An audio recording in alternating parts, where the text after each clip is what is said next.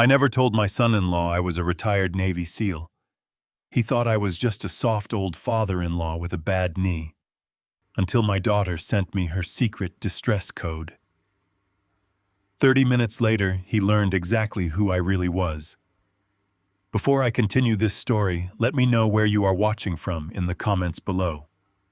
Hit like and subscribe if you love seeing arrogant people get exactly what they deserve. I am John Sullivan, 66 years old, and for the past 5 years, I have played the role of a frail, harmless old man.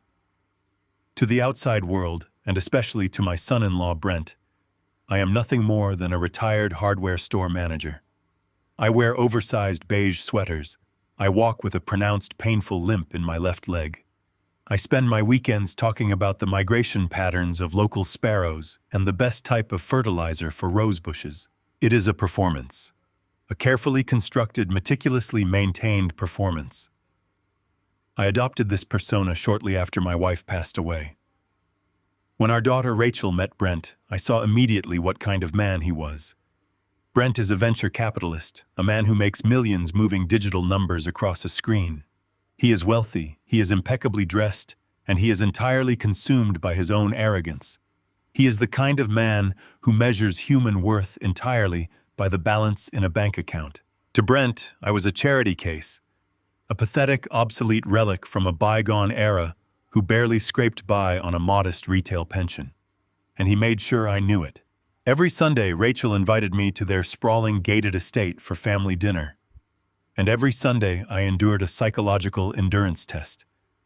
We would sit in their massive, echoing dining room surrounded by modern art that looked like spilled paint and furniture that cost more than my first house. Brent would sit at the head of the table swirling a glass of wine that cost $500 a bottle, looking at me with a mixture of pity and absolute disdain. He loved to belittle me. He would interrupt me mid-sentence talking over my stories about the hardware store to brag about his latest corporate acquisition.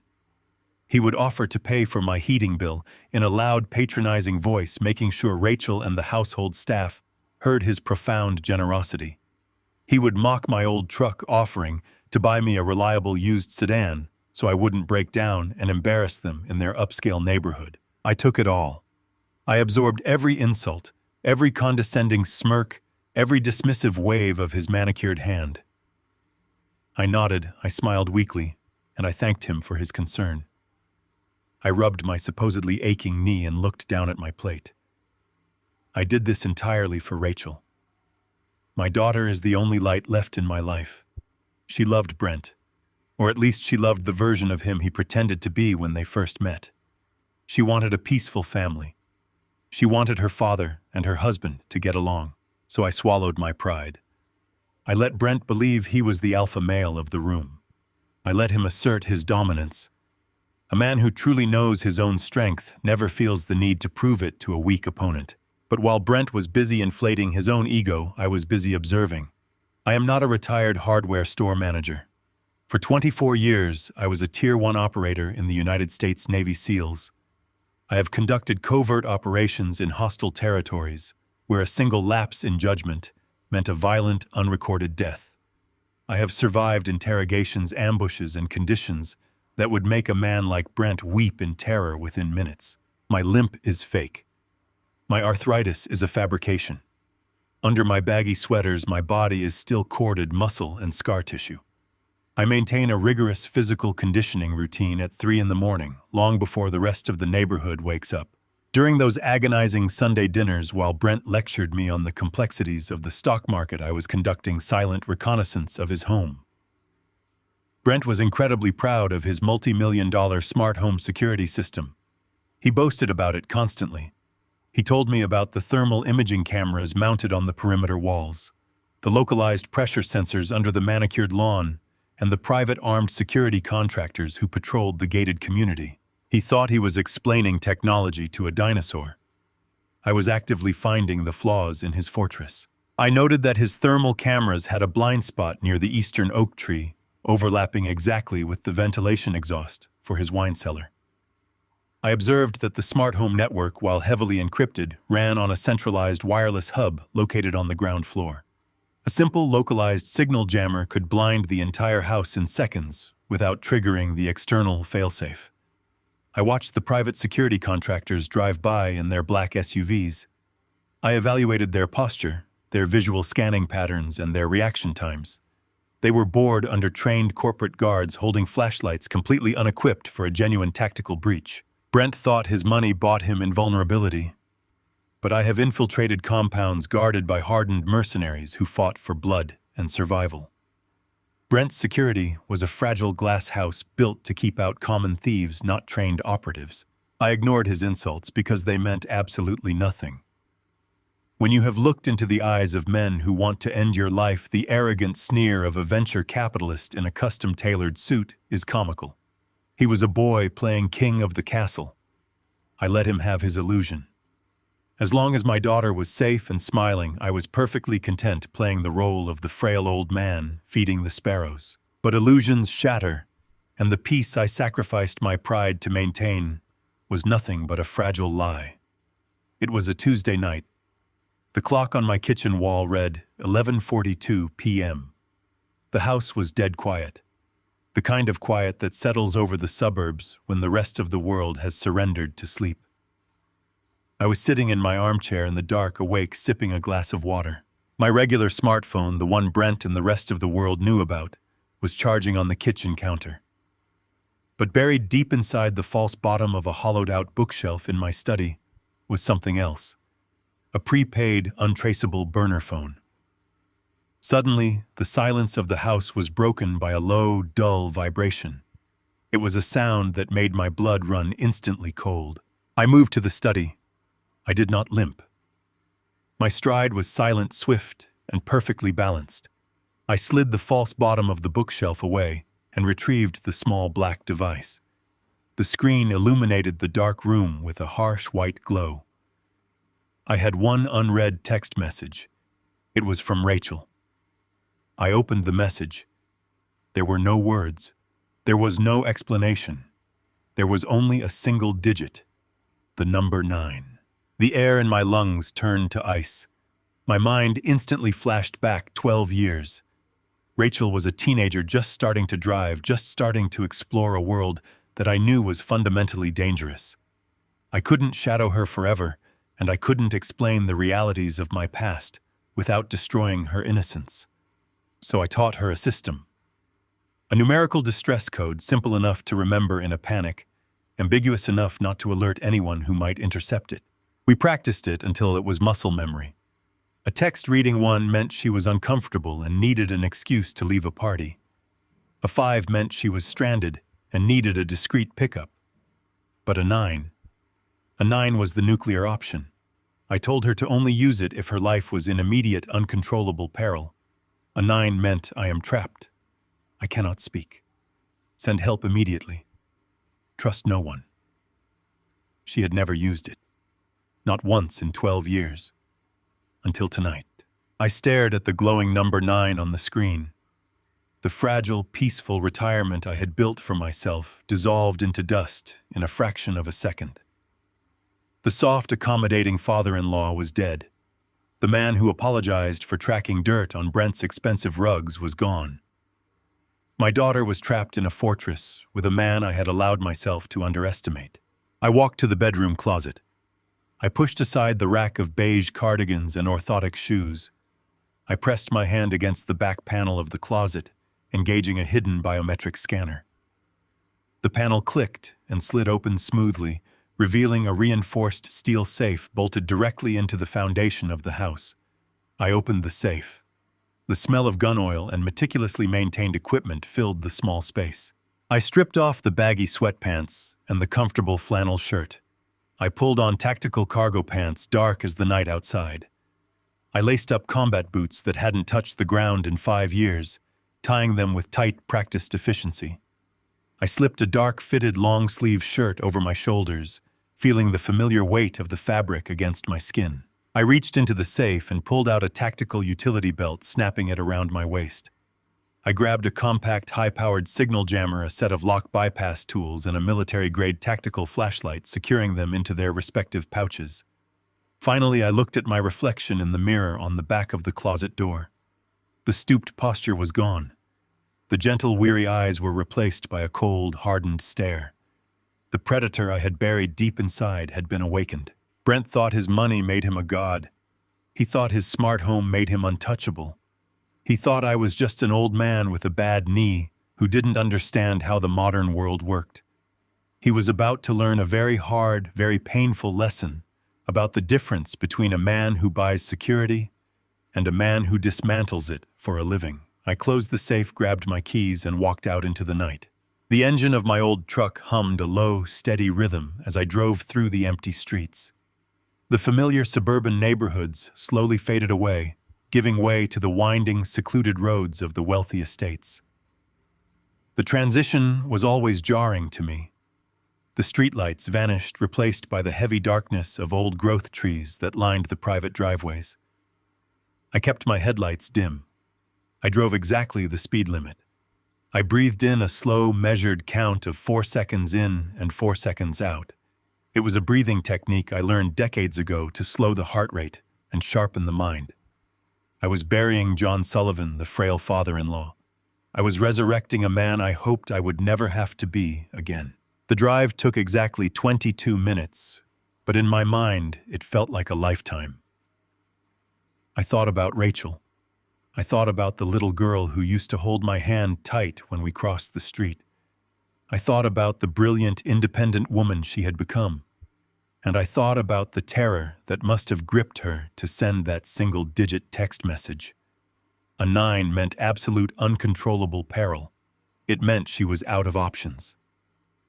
Every instinct in my body screamed at me to press the gas pedal to the floor, to crash my truck through Brent's wrought iron gates and tear him apart with my bare hands. But anger makes you sloppy. Anger makes you loud. And tonight, I needed to be entirely silent. I did not drive all the way to their property. Brent lived at the end of a long, private cul-de-sac surrounded by 10 acres of dense woods. Approaching by the main road would have triggered the localized motion sensors buried under the asphalt half a mile out. I knew this because Brent had proudly told me about it during one of his arrogant monologues over a very expensive dinner. He loved to brag about his security. He thought he was untouchable. I turned my truck off the pavement and onto an old, forgotten logging road that ran parallel to the estate. I drove in absolute darkness, using only my night vision and the pale glow of the moon filtering through the canopy. I parked the truck deep in the brush, well out of sight from the main road. I stepped out of the vehicle and into the cool night air. I closed the door carefully, ensuring it made no sound. I double-checked my gear. The signal jammer rested heavy against my hip. The lock bypass tools were secured in my chest pouch. My tactical flashlight was easily accessible, but I knew I would not use it unless absolutely necessary. Light is a beacon. Light is a target. I moved into the tree line. The ground was soft and damp from an earlier rain. For a normal man, the wet leaves and snapping twigs would have announced his arrival to anyone listening. For me, the damp earth was an advantage. It absorbed sound. I walked using a specialized rolling step, striking the ground with the outside of my foot and rolling inward to distribute my weight perfectly. I made less noise than the wind moving through the branches. It took me 15 minutes of steady, silent movement to reach the perimeter of Brent's estate. I crouched low behind a thick cluster of evergreen bushes and peered through the darkness. The sprawling modern mansion was illuminated by bright floodlights that cast harsh white glares across the perfectly manicured lawn. I expected to see the house quiet. I expected to see maybe 1 or 2 lights on upstairs indicating a bad domestic argument. What I saw instead made the blood freeze in my veins.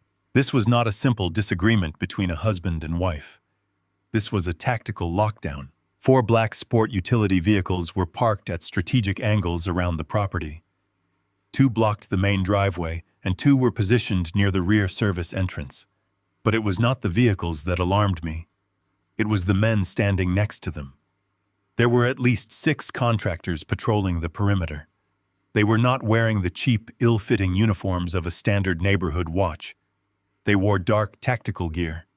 They had communication earpieces curled tightly around their ears. They carried themselves with the tense, alert posture of men expecting violence. I noticed the heavy bulge of sidearms holstered at their waists and the distinct shape of compact rifles slung close to their chests. Brent was a venture capitalist. He moved money for a living. Men who move money do not hire paramilitary contractors to stand guard outside their home on a random Tuesday night unless they are hiding something massive, or unless they are keeping someone trapped inside. The realization hit me with the force of a physical blow. Rachel was not just in danger. She was a prisoner in her own home. Brent had transformed his estate into a fortress.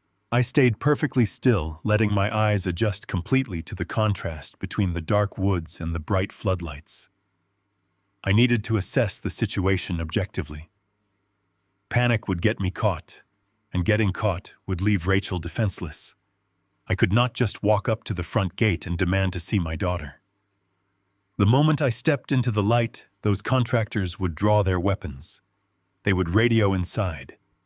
Brent would know I was coming. If he was unhinged enough to lock down his estate with armed guards, he was unhinged enough to use Rachel as leverage. A direct assault was out of the question. I had to become a ghost. I began to map the security grid in my mind. Brent had spared no expense. He had spent easily $100,000 on this system. The stone wall surrounding the property was 10 feet high and topped with motion-sensitive wire. I watched the perimeter carefully. I saw the slow mechanical pan of the thermal imaging cameras mounted on every corner of the wall. They swept the lawn in overlapping fields of view, leaving almost zero dead space. Underneath the pristine green grass, I knew there were pressure pads designed to alert the central hub the moment a human footstep compressed the soil. It was a formidable defense. To a civilian, it was an impenetrable wall. But I am not a civilian. A security system is only as good as the men who install it and the men who monitor it. Brent bought a military-grade system, but he placed it in a suburban environment. There are always compromises. You cannot bulldoze 100-year-old oak trees because the homeowners association will fine you. You cannot run clear lines of sight because the landscaping requires decorative bushes. I scanned the perimeter looking for the flaw I had noticed months ago while pretending to admire Brent's gardening. There it was.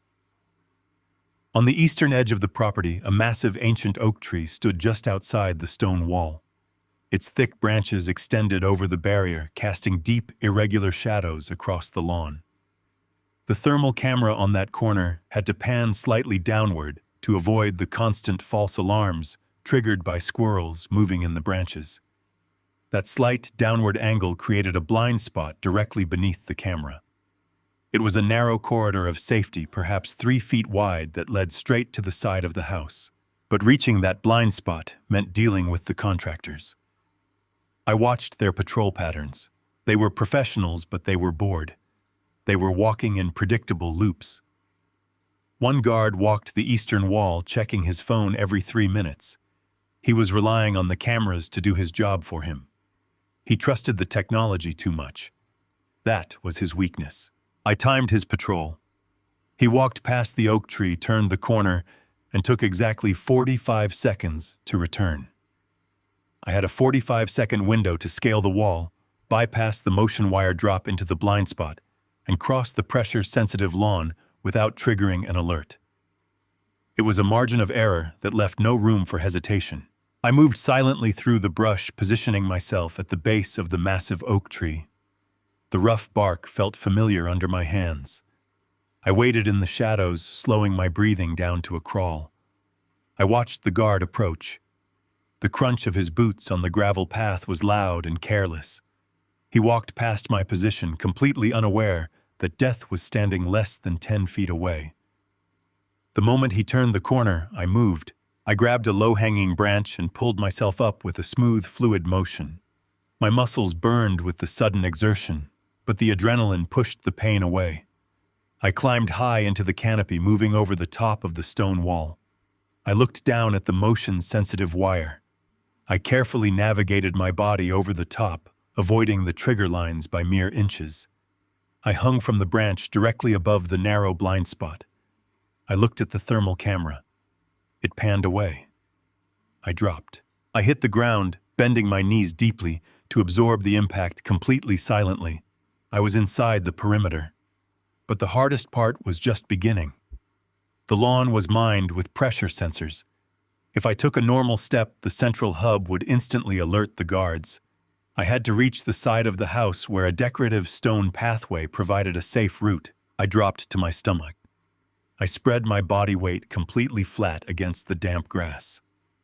By distributing my mass across a wider surface area, I could avoid triggering the localized pressure points. It was a technique known as a low crawl used to navigate minefields. I pulled myself forward, using my forearms and the tips of my toes moving mere inches at a time. The wet grass soaked through my shirt, chilling my skin, but I ignored the cold.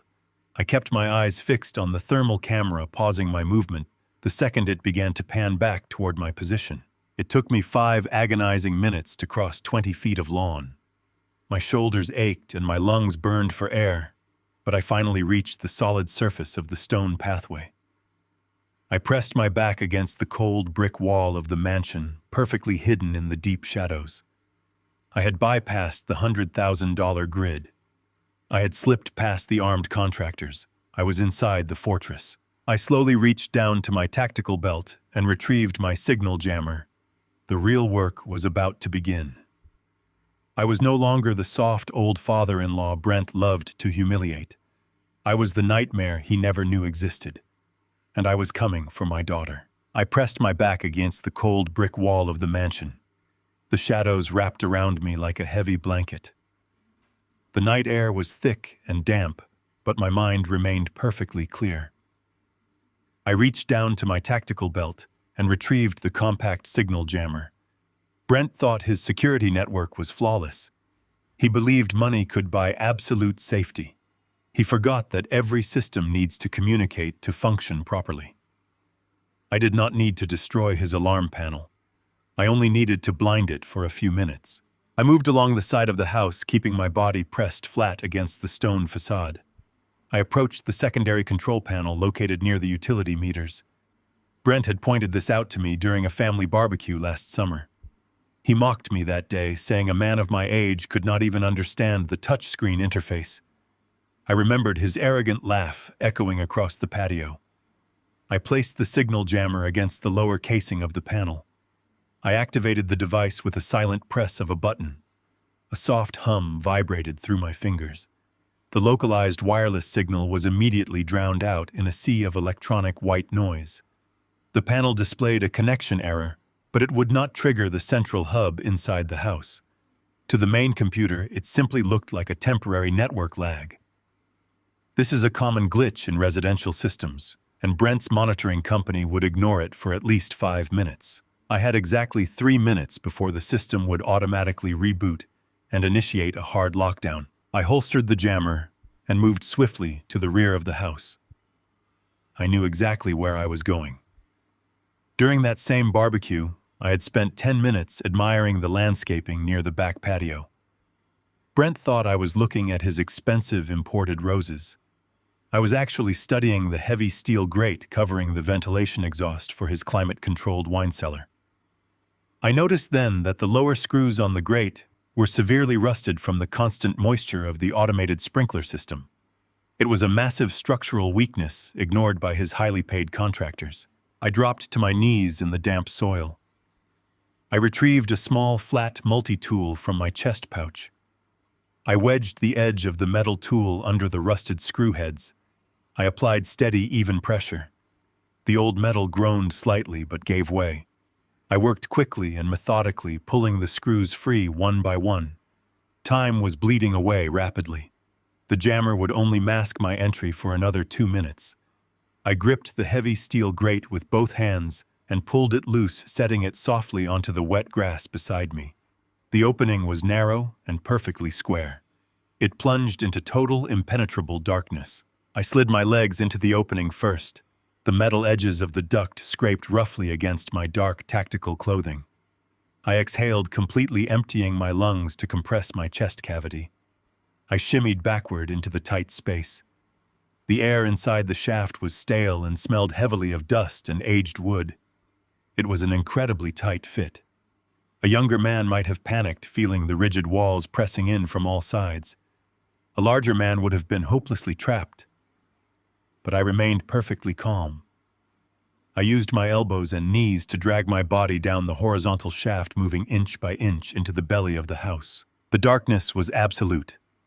I did not use my flashlight. I relied entirely on touch and muscle memory. I knew the layout of this house better than Brent did. I had spent hours during those agonizing Sunday dinners mapping the structural blueprints in my head. I knew this ventilation duct ran directly above the basement utility corridor, before branching upward toward the main living areas. I moved with slow, deliberate motions, ensuring my boots did not strike the hollow metal walls. A single loud clank would echo through the entire house and alert anyone inside. I heard the faint hum of the air conditioning unit engaging somewhere deep in the basement. The low, steady vibration masked the subtle scraping sounds of my movement. I reached the first junction in the ductwork. I oriented myself by relying on the subtle shifts in the air current against my face. The path to the right led toward the sprawling kitchen. The path straight ahead led toward the central staircase and the upper floors. I pulled myself forward, making the turn toward the central core of the house. The physical exertion was immense. My muscles burned, and sweat stung my eyes, but I pushed the physical discomfort away entirely. I had endured conditions far worse than this in jungles and deserts around the world. Crawling through a clean suburban air duct was nothing compared to the challenges I had faced in my past. I focused entirely on Rachel. I thought about her terrified text message. I thought about the arrogant man who was keeping her trapped in her own home. My anger transformed into a cold, focused energy. It fueled every agonizing inch of my progress. Dust coated my face and throat, making it difficult to breathe quietly. I took shallow, controlled breaths through my nose. I could hear the faint sound of footsteps moving on the hardwood floorboards somewhere directly above me. Brent was awake. He was pacing back and forth. I paused my movement, completely freezing my body in the tight metal tube. I listened intently to the rhythm of his walk. The footsteps were heavy and erratic. They belonged to a man who felt completely in control of his domain. He had absolutely no idea the danger that was currently crawling directly beneath his feet. I waited patiently until the footsteps faded into another room, before resuming my forward crawl. I navigated a slight upward incline in the duct, pushing against gravity. My damaged knee throbbed with a dull, persistent ache, but I ignored it completely. Pain is simply information. It tells you your body is reaching its limits. You can choose to listen to it, or you can choose to keep moving forward. I kept moving. I finally saw a faint sliver of ambient light filtering through a slatted vent cover ahead of me. I had reached the access point located in the main hallway just outside the master suite. I crept closer to the cover. I peered through the narrow metal openings. The hallway was dimly lit by elegant crystal floor sconces. A thick Persian runner rug stretched down the long corridor. I saw the heavy, solid oak door of the master suite. It was closed tightly. I knew from my mental map that the panic room was located inside that specific suite behind a false wall in the massive walk-in closet. Rachel was somewhere in there waiting for a rescue she prayed would come. I carefully tested the vent cover from the inside. It was secured by 4 simple plastic latches. I unfastened them with practiced ease, holding the metal grill firmly so it would not fall and clatter against the polished hardwood floor. I checked my surroundings one more time. The hallway was completely empty. The house was silent except for the low hum of the climate control system. I slid the vent cover away and pulled my body out of the shaft. I dropped silently onto the thick carpet. I remained in a low crouch, allowing my eyes to adjust to the ambient light of the hallway. I brushed the thick layer of dust from my dark clothing. I was fully inside the house. The exterior security grid was now completely irrelevant. Brent's highly paid armed guards were outside watching the perimeter, completely oblivious to the fact that the perimeter had already been breached. I stood up slowly, moving with liquid grace. I was a ghost walking through a wealthy fortress. I approached the heavy oak door of the master suite. I placed my ear against the solid wood. I listened carefully for any signs of movement or conversation inside the room. I heard nothing. The silence was heavy and oppressive. I slowly turned the brass handle. It was locked firm. This was not a standard indoor bedroom lock. It was a heavy-duty deadbolt integrated directly into the smart home network. Brent had spared no expense on interior security either. But mechanical locks always have physical vulnerabilities that no computer program can fix. I retrieved my lock bypass tools from my chest pouch. I selected a tension wrench and a standard hook pick. I inserted the tools into the keyway. I worked entirely by feel, closing my eyes to heighten the sensitivity in my fingertips. I felt the tiny metal pins inside the lock cylinder binding and setting one by one. It was a delicate process that required absolute precision and a calm mind. A single slip would reset the pins and waste valuable time I did not have. I manipulated the final pin into place. The cylinder rotated smoothly under my fingers. The heavy deadbolt slid back with a soft, satisfying click. I pushed the door open mere inches, checking the hinges for any squeaks. The door moved silently on its track. I slipped into the master bedroom, closing the door gently behind me. The room was massive. A king-sized bed sat perfectly made in the center of the room. The expensive modern furniture cast long, distorted shadows across the floor. The air smelled of expensive cologne and fear. I moved past the bed, heading straight for the massive walk-in closet. I entered the closet space. It was the size of my entire living room, lined with custom cabinetry and rows of expensive designer clothing. I moved to the back wall without hesitation. I knew the exact layout from the architectural plans I had quietly reviewed online months ago, under the guise of helping Rachel pick out new paint colors. Behind a massive full-length mirror was the reinforced steel door of the panic room. I stood in front of the mirror, looking at my own reflection in the dim light. I was covered in dirt and dust. My eyes were cold and uncompromising. I placed my hand against the hidden seam of the false wall. I was here. I had crossed every barrier. I was ready to bring my daughter home, and I was ready to show Brent the terrifying reality of the man he had foolishly mocked for years. I stood in the massive walk-in closet, surrounded by the scent of cedar wood and expensive fabric. My eyes traced the edges of the heavy floor-to-ceiling mirror that concealed the panic room. I ran my fingertips along the smooth glass, searching for the recessed biometric scanner Brent had once boasted about. I found the slight indentation near the bottom right corner. I did not try to force it. A panic room is designed to withstand a siege. Brute force would only trigger the secondary alarms and alert the authorities, which, under normal circumstances, would be exactly what you want. But tonight a 9 had been sent. A 9 meant trusting no one, not even the police. Next to the scanner was a tiny flush-mounted digital intercom. I pressed the small button. A soft static hiss filled the quiet space of the closet. "Sparrow to nest," I whispered, keeping my voice low and steady. It was an old call sign from a game we used to play when she was a little girl hiding in the backyard. For 3 agonizing seconds there was nothing but dead air. My heart hammered against my ribs. Then the speaker crackled to life. "The nest is compromised," a voice whispered back. It was Rachel. Hearing her voice, shaky but alive, sent a massive wave of relief crashing through my chest. But the relief lasted only a fraction of a second. The tremble in her words told me she was operating on pure adrenaline and terror. "Are you injured?" I asked, pressing my face closer to the hidden microphone. "No," she replied, her breath catching slightly.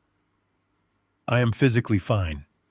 He locked me in here about 2 hours ago. Dad, he took my regular phone. I only had the emergency burner hidden in my shoe. I did not know who else to call." "You did exactly the right thing," I assured her. I am right outside the door. I have my bypass tools. I can have this locking mechanism dismantled in 4 minutes. Stand back from the door. No, she hissed, the sudden panic in her voice causing the intercom speaker to peak. Dad, stop. Do not touch the lock. You cannot open this door. I froze my hand, hovering over my tactical belt. Rachel, I am here to get you out. The perimeter is secure. I can get us to the truck and we can disappear before he even knows you are gone. You do not understand, she whispered, her voice trembling with a mixture of fear and absolute despair. If you open this door by force or if the police show up and breach it, my life is completely over. I took a slow, deep breath, forcing my heart rate to remain level. I leaned my forehead against the cold glass of the mirror. Explain it to me, I said calmly. Give me the tactical picture. I found his real ledgers, she explained, her words rushing out in a frantic, desperate stream. I was looking for our tax documents in his home office earlier tonight. He left his private secure drive unlocked on his desk. Dad, Brent is not just arrogant. He has been systematically embezzling millions of dollars from his own venture capital firm for the past 3 years. I processed the information instantly. It explained the private security contractors outside. It explained the sudden tactical lockdown of the estate. White-collar criminals get sloppy when their house of cards begins to collapse. He caught me reading the files. Rachel continued, fighting back a sob. He did not hit me. He just smiled. That awful cold smile. He dragged me in here and locked the door. He told me I was going to be the perfect scapegoat. What did he do, Rachel? Tell me exactly what he engineered. He set up a digital failsafe, she whispered. He has been funneling the stolen money through shell corporations, but the final destination accounts are all registered in my name. He forged my signature on dozens of corporate documents.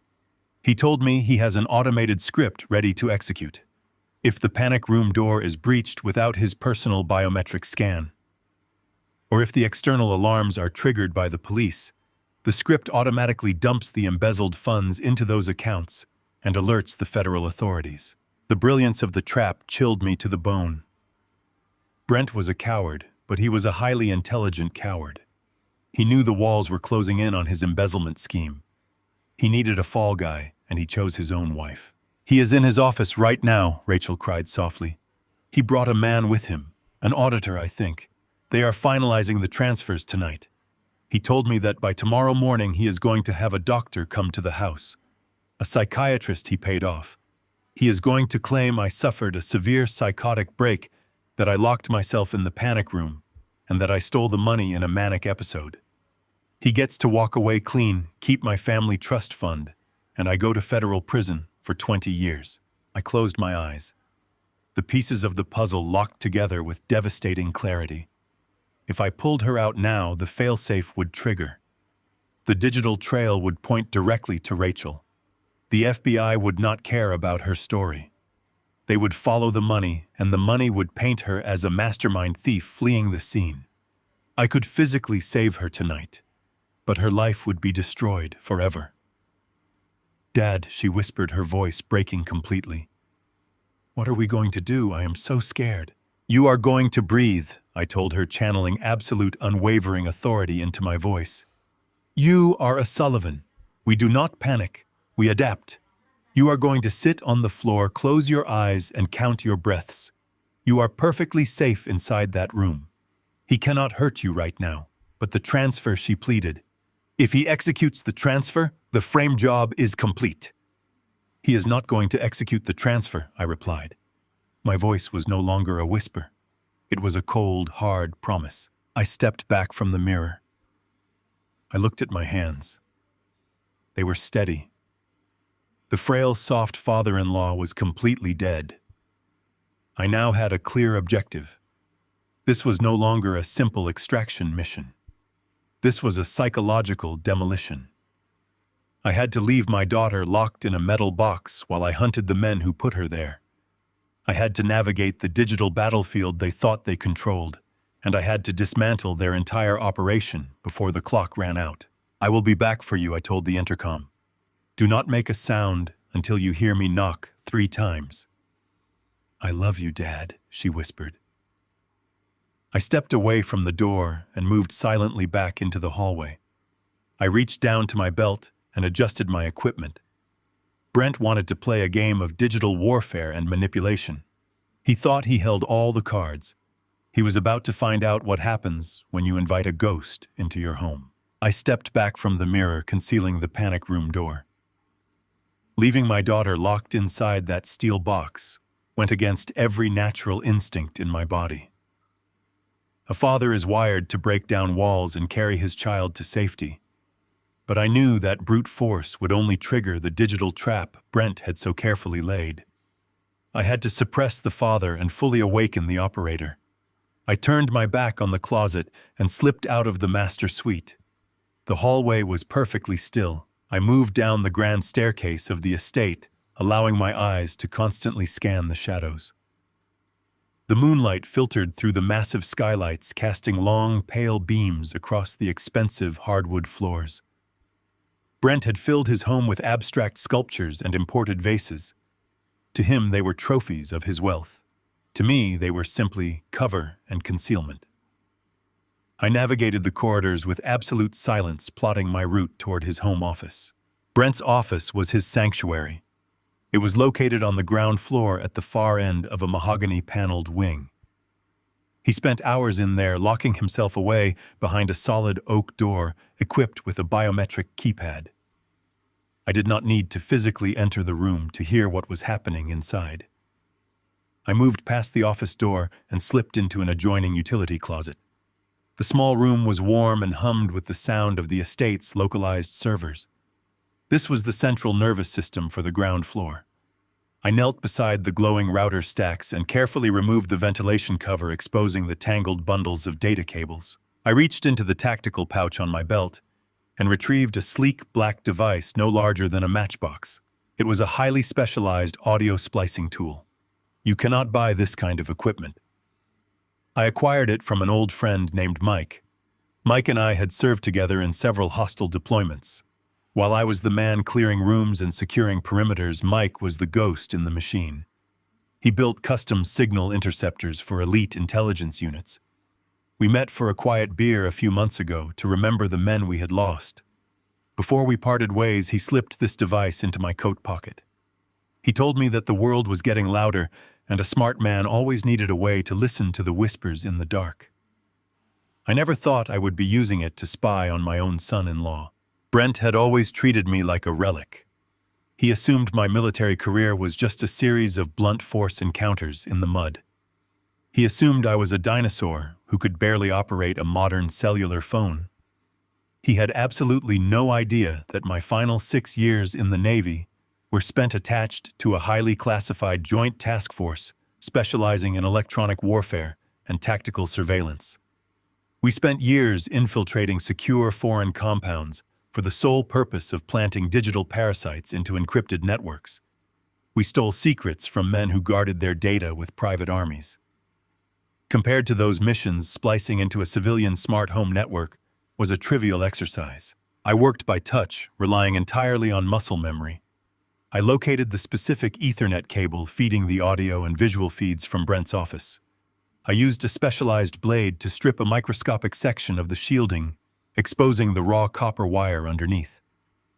I clamped the interceptor directly onto the exposed line.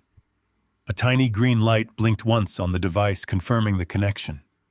I pulled a single wireless earpiece from my pocket and pressed it deep into my right ear canal. A low, static hiss filled my head, followed instantly by the crystal-clear ambient sound of the empty office next door. I could hear the faint ticking of the grandfather clock on his wall. The tap was perfect. I was just replacing the ventilation cover when I heard the heavy thud of the front door opening down the hall. Voices echoed through the grand foyer. Brent was not alone. I pushed myself deeper into the utility closet, sliding my body behind the massive metallic cylinder of the water heater. I slowed my breathing until my chest barely moved. The footsteps approached the office wing. I could hear the sharp, confident click of Brent's expensive leather shoes on the hardwood floor. Beside him was a second set of footsteps. These were erratic and heavy. They belonged to a man who was exhausted and terrified. The biometric lock on the office door chirped a cheerful tune, and the heavy oak hinges creaked open. Through my earpiece, the sound was incredibly sharp. I heard them enter the room and close the door firmly behind them. "Get the blinds," Warren Brent commanded. His voice was slick and dripping, with his usual unearned arrogance. "Shut them tight and sit down before you have a heart attack." The second man, Warren, let out a ragged, breathless sigh. I heard the motorized window blinds whirring shut, sealing the room from the outside world. This had to be the corrupt corporate auditor Rachel had mentioned. "Brent, I cannot do this," Warren stammered. His voice was shaking so badly, it distorted the audio feed in my ear. "The federal regulators are already circling the firm. They asked for the quarterly ledgers this morning. If they look too closely at the shell accounts, they are going to see the discrepancies. We are talking about millions of dollars, Brent. This is federal prison time." I heard the sound of liquid pouring into a crystal glass. Brent was pouring himself a drink, completely unbothered by the panic of his accomplice. "You need to calm your nerves," Warren Brent said smoothly. I took a sip of his drink and sighed with pleasure. "You are a brilliant accountant, but you lack the stomach for the real game. The federal regulators are going to find exactly what I want them to find. They are going to find a tragic domestic situation. They are going to find a desperate, unstable wife who used her husband's corporate access to embezzle funds to cover her own massive hidden debts." "But the offshore accounts," Warren protested. "The routing numbers trace back to the Cayman Islands. How do you explain Rachel having access to those?" Through my earpiece, I heard the sound of Brent booting up his computer. The keys clacked rapidly as he logged into his secure drive. "Because, my dear paranoid friend, I have spent the last 6 months carefully building a digital paper trail," Brent explained. "I have forged her signature on the Shell Company Incorporation documents. I have routed the initial seed money directly through her personal family trust fund. The narrative is already written." Rachel felt neglected. Rachel developed a severe gambling problem. Rachel tried to steal from my firm to cover her tracks. I knelt in the dark utility closet, clenching my fists so tightly my knuckles ached. Listening to this man casually discuss the complete destruction of my daughter's life required every ounce of discipline I possessed not to kick the door down and end him right there. But I needed to hear the rest. I needed to know exactly how the mechanism worked before I dismantled it. "Where is she right now?" Warren asked. His voice dropped to an anxious whisper. "Is she in the house?" "She is currently having a severe psychological episode secured safely in our panic room." Brent laughed. It was a cold, soulless sound. "She got a little too curious tonight and found a folder she should not have seen. But it works out perfectly for our timeline. I locked her inside. Tomorrow morning, I am bringing in Dr. Evans. He is on my payroll. He is going to evaluate her through the intercom and officially declare her absence to herself and others. He will sign the involuntary commitment papers. A psychiatric hold destroys her credibility as a witness. Who is a federal judge going to believe? A respected venture capitalist or a woman locked in a psychiatric ward raving about conspiracies? It is too risky." Brent Warren paced across the room. I could hear his heavy footsteps moving back and forth. What if she calls someone? What if she calls the police? "She does not have her phone," Brent replied smugly. "I took it from her before I locked the door. She is entirely cut off from the world. The room is soundproof and she has no way out. The security guards outside have strict orders not to let anyone onto the property. We have absolute privacy to finish this." "How much time do we have?" Warren asked. "I am executing the final transfer batch in exactly 30 minutes, Brent said. The keys clacked again. Once this progress bar hits 100%, the money leaves the corporate accounts and vanishes into the offshore tokens. The script automatically triggers the anonymous tip to the federal regulators. The money is ours, and the blame is entirely hers. All you have to do is authorize the external audit bypass on your end, and we walk away incredibly rich men." I reached up and touched the earpiece. The intelligence gathering phase was complete. I knew the timeline. I knew the players. I knew the mechanism of the trap. 30 minutes was all the time I had to stop the transfer and save my daughter from a lifetime in a federal penitentiary. Brent had built his entire plan on the assumptions that he was the smartest and most dangerous man in the room. He assumed Rachel was utterly alone and defenseless. He assumed the elderly father-in-law he mocked every Sunday was asleep in his bed, oblivious to the world. I slowly stood up in the cramped utility closet, stretching the stiff muscles in my legs. I checked the power level on my signal jammer and verified the placement of my lock tools. The time for gathering intelligence was over. The time for psychological warfare had begun. I was going to use Brent's own secure fortress against him. I was going to turn his sanctuary into a trap, and I was going to make him watch as his entire empire burned to the ground.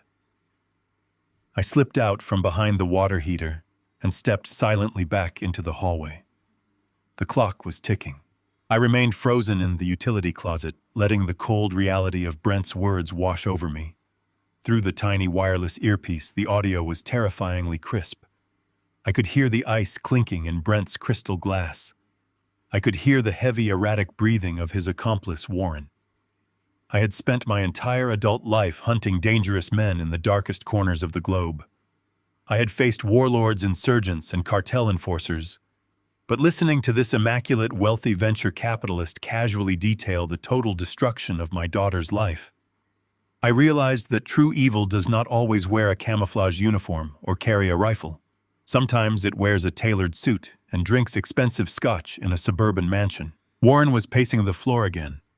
His expensive leather shoes squeaked slightly against the polished hardwood. He sounded like a man standing on the edge of a cliff, completely terrified of the drop. "Are you absolutely certain the doctor will play ball?" Warren asked, his voice cracking with panic.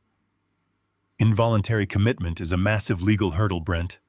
If the psychiatrist flinches, or if the hospital demands a second opinion, the entire narrative falls apart. The federal investigators will see right through the smokescreen. Brent laughed. It was not a nervous laugh. It was the deep, resonant sound of a man who believed he was playing chess against toddlers. "Dr. Evans does not flinch," Brent replied, his tone dripping with absolute arrogance. "He has a gambling debt that makes your corporate discrepancies look like pocket change. He owes money to people who do not use collection agencies, Warren. They use baseball bats. I bought his debt entirely. I own him. He will arrive here tomorrow morning at 8 sharp. He will evaluate Rachel through the intercom of the panic room. She will be screaming, crying, and begging to be let out. She will sound completely unhinged. Evans will sign the mandatory 72-hour psychiatric hold paperwork before he even finishes his morning coffee." I squeezed my eyes shut, visualizing the layout of the room, visualizing Brent's smug face. My daughter was locked in a steel box, terrified and alone, while her husband drank liquor and laughed at her misery. "But the corporate money is not even the best part," Brent continued.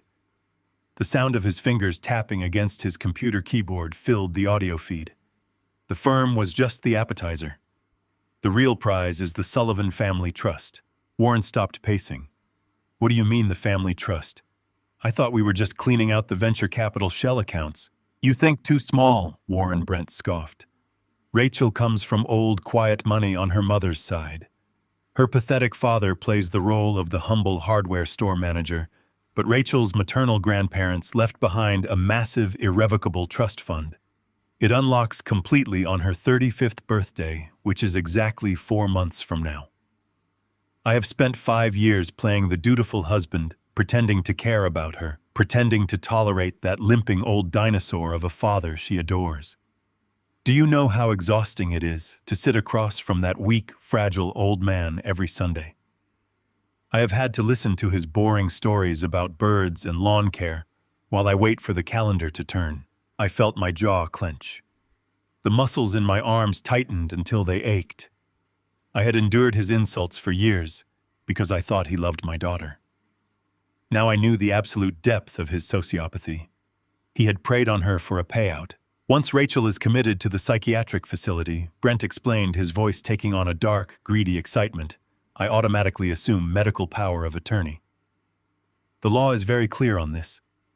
When she is declared mentally unfit to manage her own affairs, control of the Sullivan Family Trust transfers directly to me as her legal guardian and spouse. I get the embezzled corporate funds completely washed through the offshore accounts, and I get her entire family fortune legally handed to me by a judge. The federal regulators will seize her personal checking accounts, thinking they caught the thief, but the real money will be completely untouchable. It was a masterclass in financial predation. He was not just framing her for his crimes. He was looting her inheritance to build his new empire. I need you to log in to the main server now, Warren Brent commanded. His voice lost its casual amusement and became sharp and authoritative. We are at the final stage. The offshore tokens are standing by. I have bypassed the internal security protocols on my end using Rachel's cloned credentials. I need your executive auditor override to release the funds from the domestic holding accounts. I heard the sound of a heavy leather chair sliding across the floor. Warren was sitting down at the desk next to Brent. The clicking of a second keyboard began. The pace of the typing was frantic and sloppy.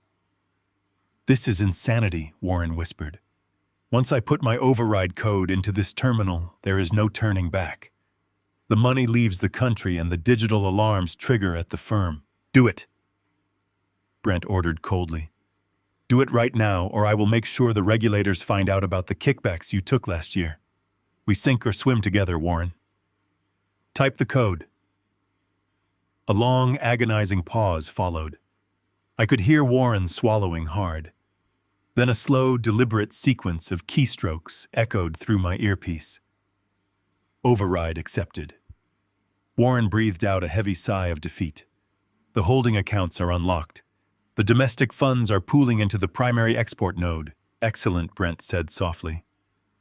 I am initiating the transfer sequence. The funds will be distributed across 12 different shell corporations in the Cayman Islands, the Seychelles, and Geneva. The script is running. We have exactly 20 minutes until the progress bar reaches 100%. Once it hits 100, the money is gone, and the automated tip goes straight to the FBI Cybercrimes Division. 20 minutes. That was my window. 20 minutes to dismantle a multi-million-dollar financial heist, to free my daughter, and to absolutely break the spirit of the man who thought he was untouchable. I carefully reached up and removed the wireless earpiece, returning it to my tactical pouch. I did not need to hear any more of their self-congratulatory banter. I had all the operational intelligence I required. I knew their timeline. I knew their fears. Warren was terrified of getting caught, and Brent was overly reliant on his technology. I remained in the utility closet for a few more seconds, slowing my heart rate, deliberately controlling my breathing. In covert operations, there is a concept known as the point of no return. It is the exact moment an operative transitions from quiet surveillance to active aggressive engagement. Once you cross that line, stealth is no longer the primary objective. Shock, awe, and total psychological dominance become the tools of survival. I had reached my point of no return. Brent had relied on the assumption that his smart home was an impenetrable fortress. But a smart home is just a collection of fragile electronic devices connected to a central brain. And I was standing right next to that brain. I looked at the glowing servers humming quietly in the dark closet. These machines controlled the climate, the lighting, the security cameras, and the electronic locks throughout the entire mansion. Brent had paid top dollar to ensure he could control his environment from a convenient tablet on his desk. He had essentially placed his entire reality inside a digital box. I reached into my utility pouch and pulled out a specialized diagnostic cable. I connected one end to my ruggedized tactical tablet and plugged the other end directly into the primary maintenance port of the server stack. The screen of my tablet illuminated, casting a pale blue glow over my scarred hands. I ran a brute force intrusion program I had acquired from my old military contacts. The program was designed to bypass civilian encryption protocols in seconds. Lines of complex code rapidly scrolled down my screen.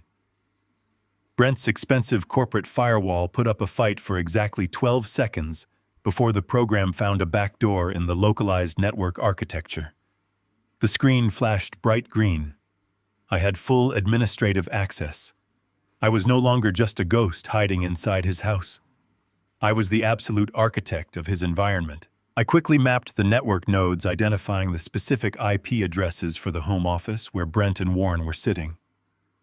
I saw the connection for the motorized window blinds, the overhead lighting, the smart thermostat, and the heavy electronic deadbolt on the office door.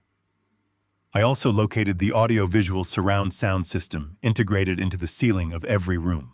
Brent wanted to play a game of psychological manipulation. He wanted to trap my daughter in a cold room and convince the world she was losing her mind. It was time to show him what true weaponized psychological warfare looked like. It was time to make him feel the walls closing in. It was time to make him doubt his own reality. I disabled the external communication lines entirely. The house was now a complete dead zone. No cellular signals could enter or leave the property. The internet hardlines were completely severed. Brent and Warren were cut off from the outside world. I locked the electronic deadbolt on the office door from the outside, turning the luxurious room into a gilded cage. I took a deep, centering breath, feeling the cold, familiar calm of an operator stepping onto the battlefield. The gentle old man who fed the sparrows and smiled at cruel insults was gone forever. I tapped the screen of my tablet, preparing to strike the first devastating blow. The countdown had officially begun. The clock on my tablet screen flashed 29 minutes remaining. I stood in the narrow utility closet surrounded by the humming servers that controlled Brent's life. I could easily walk down the hall and kick the heavy oak door off its hinges. I could snap his neck before he even knew I was in the room. But brute force is a hammer, and right now I needed a scalpel. If I attacked him physically, I would become an armed intruder. The police would eventually arrive to find a battered executive and a massive trail of digital evidence pointing directly at my daughter. The money would still vanish into the offshore accounts, and Rachel would still go to federal prison. I had to win this entirely on his battlefield. I had to break his mind and steal his digital empire right out from under him while preserving the chain of evidence perfectly. I looked at the glowing interface on my ruggedized tablet. The progress bar for the offshore transfer was a slow, creeping line of green data running on his local machine. 28 minutes remaining. Through my hidden earpiece, I could hear Warren sweating and stammering. Brent was pacing the room, swirling his expensive scotch, supremely confident in his absolute control. I tapped the screen, bringing up the environmental controls for the home office. Brent loved showing off how he could control the temperature and lighting of any room with a simple swipe of his finger. It was time to see how much he loved it when the house fought back. I accessed the central thermostat and isolated the climate zone for the office. I dropped the ambient temperature from a comfortable 72 degrees down to a freezing 50 degrees. I overrode the manual controls, so the digital panel on his wall became completely unresponsive. Next, I targeted the lighting grid. I reduced the overhead illumination by exactly 40%. It was a subtle change, not enough to plunge them into total darkness, but enough to make the room feel suddenly oppressive and sinister. The human brain subconsciously reacts to a sudden drop in temperature and light by triggering a primal stress response. I was shifting their physiological baseline from relaxed arrogance to creeping anxiety without laying a finger on them. Through the audio feed, I heard Warren shiver. He complained about the sudden chill, and I listened to his heavy footsteps walk over to the wall panel. He tapped the glass screen frantically. "The system is locked," Warren said, his voice rising in pitch. "The temperature is dropping, and the screen is frozen." Brent stopped pacing. He set his crystal glass down on the desk with an annoyed sigh. "It is just a network glitch," Brent muttered, walking over to try the panel himself. He tapped the interface. Nothing happened. He pulled out his smartphone to use the master application. I watched the network logs on my tablet. His phone tried to connect to the external servers to send the command. The connection failed instantly, because I had already severed the hard lines. My phone has no signal, Brent said, his annoyance bleeding into genuine confusion. The entire network is down. Warren stood up his chair, scraping loudly against the hardwood floor. What do you mean the network is down? Warren demanded. The transfer is running on the local server, but if the external internet is cut, the final handshake with the offshore accounts will fail. The money will bounce back into the domestic holding accounts. Brent rushed to his computer monitor. He checked the status. The progress bar was still moving, utilizing the localized offline cache, but Warren was right. The final execution required an external ping to the Cayman Islands. Brent began typing frantically, trying to route around the blackout I had created. They were isolated. Now it was time to make them paranoid. I accessed the integrated surround sound speakers hidden flush in the ceiling of the office. Brent had paid a fortune for theater-quality acoustics in every room. I opened the audio file I had recorded just minutes ago from my splice into their conversation. I isolated a very specific snippet of audio. It was Warren's own voice, shaking with terror, saying, "The federal regulators are already circling the firm. This is federal prison time." I applied a digital audio filter to the file, adding a slight echo and a metallic distortion to make it sound like it was coming from a police megaphone outside the house. I pushed the audio file to the speakers directly above their heads. It played at maximum volume, vibrating the walls of the office. The sound echoed through the room like a booming voice from the front lawn. Warren dropped to his knees, covering his ears. "They are here!" Warren screamed, his eyes wide with absolute terror. "The FBI is outside right now, and they have a recording of us." Brent spun around, his face draining of all color. He ran to the window and hit the button on the wall to raise the motorized blinds. He frantically pressed the controls, but I had already severed the power to the motors. The heavy shades remained firmly shut. They were completely blind to the outside world, trapped in a freezing, dimly lit room, believing the federal authorities had surrounded the estate. This was the psychological demolition. I was systematically stripping away every single layer of Brent's false security. He could not see out. He could not call out. The luxurious home he built to keep the world away had become his own personal prison cell. 25 minutes left on the transfer window. The stress inside the room was reaching a boiling point. Warren was hyperventilating, gripping his chest as he rocked back and forth on the floor. "We have to stop the transfer," Warren begged, crawling toward the heavy mahogany desk. "We have to wipe the drives and surrender right now. Maybe they will give us a plea deal if we cooperate." Brent grabbed Warren by the collar of his expensive shirt, throwing him backward onto the floor. "Do not touch that keyboard," Brent snarled, his sophisticated veneer completely shattered. His true nature, violent and desperate, was finally exposed.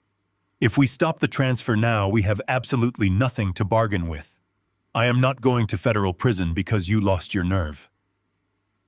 Brent turned back to the computer, his hands shaking violently as he tried to find a way to push the money through the dead network. I watched the data streams cascading down my tablet screen. Brent was panicking. Panic breeds mistakes. In his desperate attempt to bypass the blackout, he was opening his secure administrative ports, trying to force a manual connection to his personal satellite backup system. That was exactly what I needed him to do. By opening those restricted ports, he had unwittingly handed me the keys to his digital kingdom. He had exposed the root directory, where the embezzlement ledgers and the forged documents implicating my daughter were stored. I had 20 minutes to secure the evidence, redirect the massive financial transfer, and ensure that when the real authorities finally arrived, Brent had nowhere left to hide. The trap was perfectly set. Now I was going to pull the trigger. The glowing screen of my tablet illuminated the dark utility closet, casting pale blue shadows across my scarred hands. I was completely tapped into the master network of the estate. Brent had spent a fortune weaving a digital web throughout his massive property, connecting every single door, window, and environmental control to a central nervous system. It was a beautiful piece of engineering designed for absolute convenience. But convenience is always the enemy of security. When everything is connected, everything is vulnerable. I ran a specialized containment protocol I had memorized years ago during my time in covert operations. The goal was no longer just to observe the enemy. The goal was to build an invisible cage around them. I started with the perimeter. Brent had hired private armed contractors to patrol the exterior grounds, thinking their presence would keep the world at bay. He did not realize that the greatest threat was already inside the walls. I accessed the security submenu and located the access control nodes for the massive wrought iron front gates. With a single tap, I engaged the manual override, locking the heavy steel doors in place and severing their connection to the guard shack. The private security team was now locked outside the property line, completely unable to enter the estate, even if they realized something was wrong inside. Next, I moved to the exterior doors of the mansion itself. The house had 14 points of entry ranging from the heavy oak front door to the sliding glass panels leading out to the rear patio. I initiated a localized lockdown sequence. One by one, heavy electronic deadbolts slammed into their steel housings. The sound echoed faintly through the dark hallways like a rapid succession of solid metallic thuds. The house was sealing itself, shutting out the night and trapping the corruption inside. I visualized Brent and Warren sitting in the home office, completely oblivious to the fact that their luxurious fortress had just transformed into an inescapable prison cell. Locking the physical doors was only the first step. True isolation requires severing a target's connection to the outside world. They needed to feel completely cut off, abandoned, and utterly alone. I reached down to my tactical belt and adjusted the frequency output on my military-grade signal jammer. I had previously used it to mask my entry, but now I needed a total communications blackout. I cranked the power output to its maximum setting. The device emitted a high-pitched whine that only dogs and younger ears could truly hear. It flooded the immediate airspace with overwhelming radio frequency interference. Cellular signals died instantly. Wireless internet connections severed. Even the encrypted radio frequencies used by the security guards outside turned to useless static. Brent and Warren were now stranded on a digital island. I watched the network traffic drop to absolute zero on my tablet. The silence in the digital realm was deeply satisfying. Now I needed to manipulate their physical environment. Psychological warfare relies heavily on altering a target's physiological state. When the body is uncomfortable, the mind begins to panic. I navigated to the central climate control interface. Brent loved the ability to adjust the temperature from his smartphone. I stripped him of that luxury. I isolated the HVAC zone dedicated to the home office. The ambient temperature was hovering at a comfortable 70 degrees. I commanded the system to flood the room with maximum air conditioning, dropping the target temperature to a freezing 50 degrees. I locked the digital thermostat panel on their wall, ensuring they could not manually adjust the settings. Within minutes, the heavy oak door of the office would feel like the entrance to a meat locker. The sudden drop in temperature would cause their blood vessels to constrict and their heart rates to elevate. Cold air triggers a primal survival instinct, making rational thought incredibly difficult. Warren was already a nervous wreck, and the freezing air would only amplify his terror. Brent would try to maintain control, but his body would betray him. He would shiver. He would pace. He would realize his comfortable environment was actively turning against him. But cold air and locked doors were not enough to break a man like Brent. He needed a catalyst. He needed to believe that his worst fears were coming true in real time. He needed to believe that the federal authorities had finally arrived to tear down his empire. I accessed the integrated surround sound system. The mansion was wired with high-fidelity speakers hidden seamlessly in the ceiling of every room. It was designed to play soothing classical music during extravagant dinner parties. Tonight, it was going to broadcast a nightmare. I pulled up the audio file I had recorded earlier. It contained the panicked voice of Warren explicitly discussing the embezzlement, the federal regulators, and the offshore accounts. I ran the file through a specialized modulation software on my tablet. I did not want it to sound like a simple recording. I needed it to sound like an active, chaotic raid happening right outside their door. I layered the audio with the harsh mechanical sounds of heavy boots stomping on hardwood floors. I added the unmistakable crackle of police radios and the sharp, commanding shouts of tactical officers securing a perimeter. I looped the terrified voice of Warren, pitching it down slightly and adding a metallic echo to mimic the sound of a police megaphone blaring through the windows. The software blended the sounds perfectly, creating an immersive, terrifying soundscape of an impending federal breach. I assigned the audio file to the speakers located in the grand foyer, the main hallway, and the home office itself. I took a slow, deep breath, visualizing the impact this would have on the two men trapped inside. I tapped the screen and executed the playback. The heavy bass of the surround sound system vibrated through the floorboards beneath my feet. Even from inside the utility closet, the manipulated audio sounded incredibly realistic. The chaotic noise of the fake raid filled the house. The deep, booming sound of the megaphone echoed down the corridors. The recording of the accountant screaming about federal prison time bounced off the walls, creating a disorienting, terrifying loop of his own guilt. Through my hidden earpiece, I listened to the reaction inside the home office. The results were instantaneous and deeply satisfying. Warren let out a high-pitched shriek. I heard the frantic scrambling of a man losing his mind.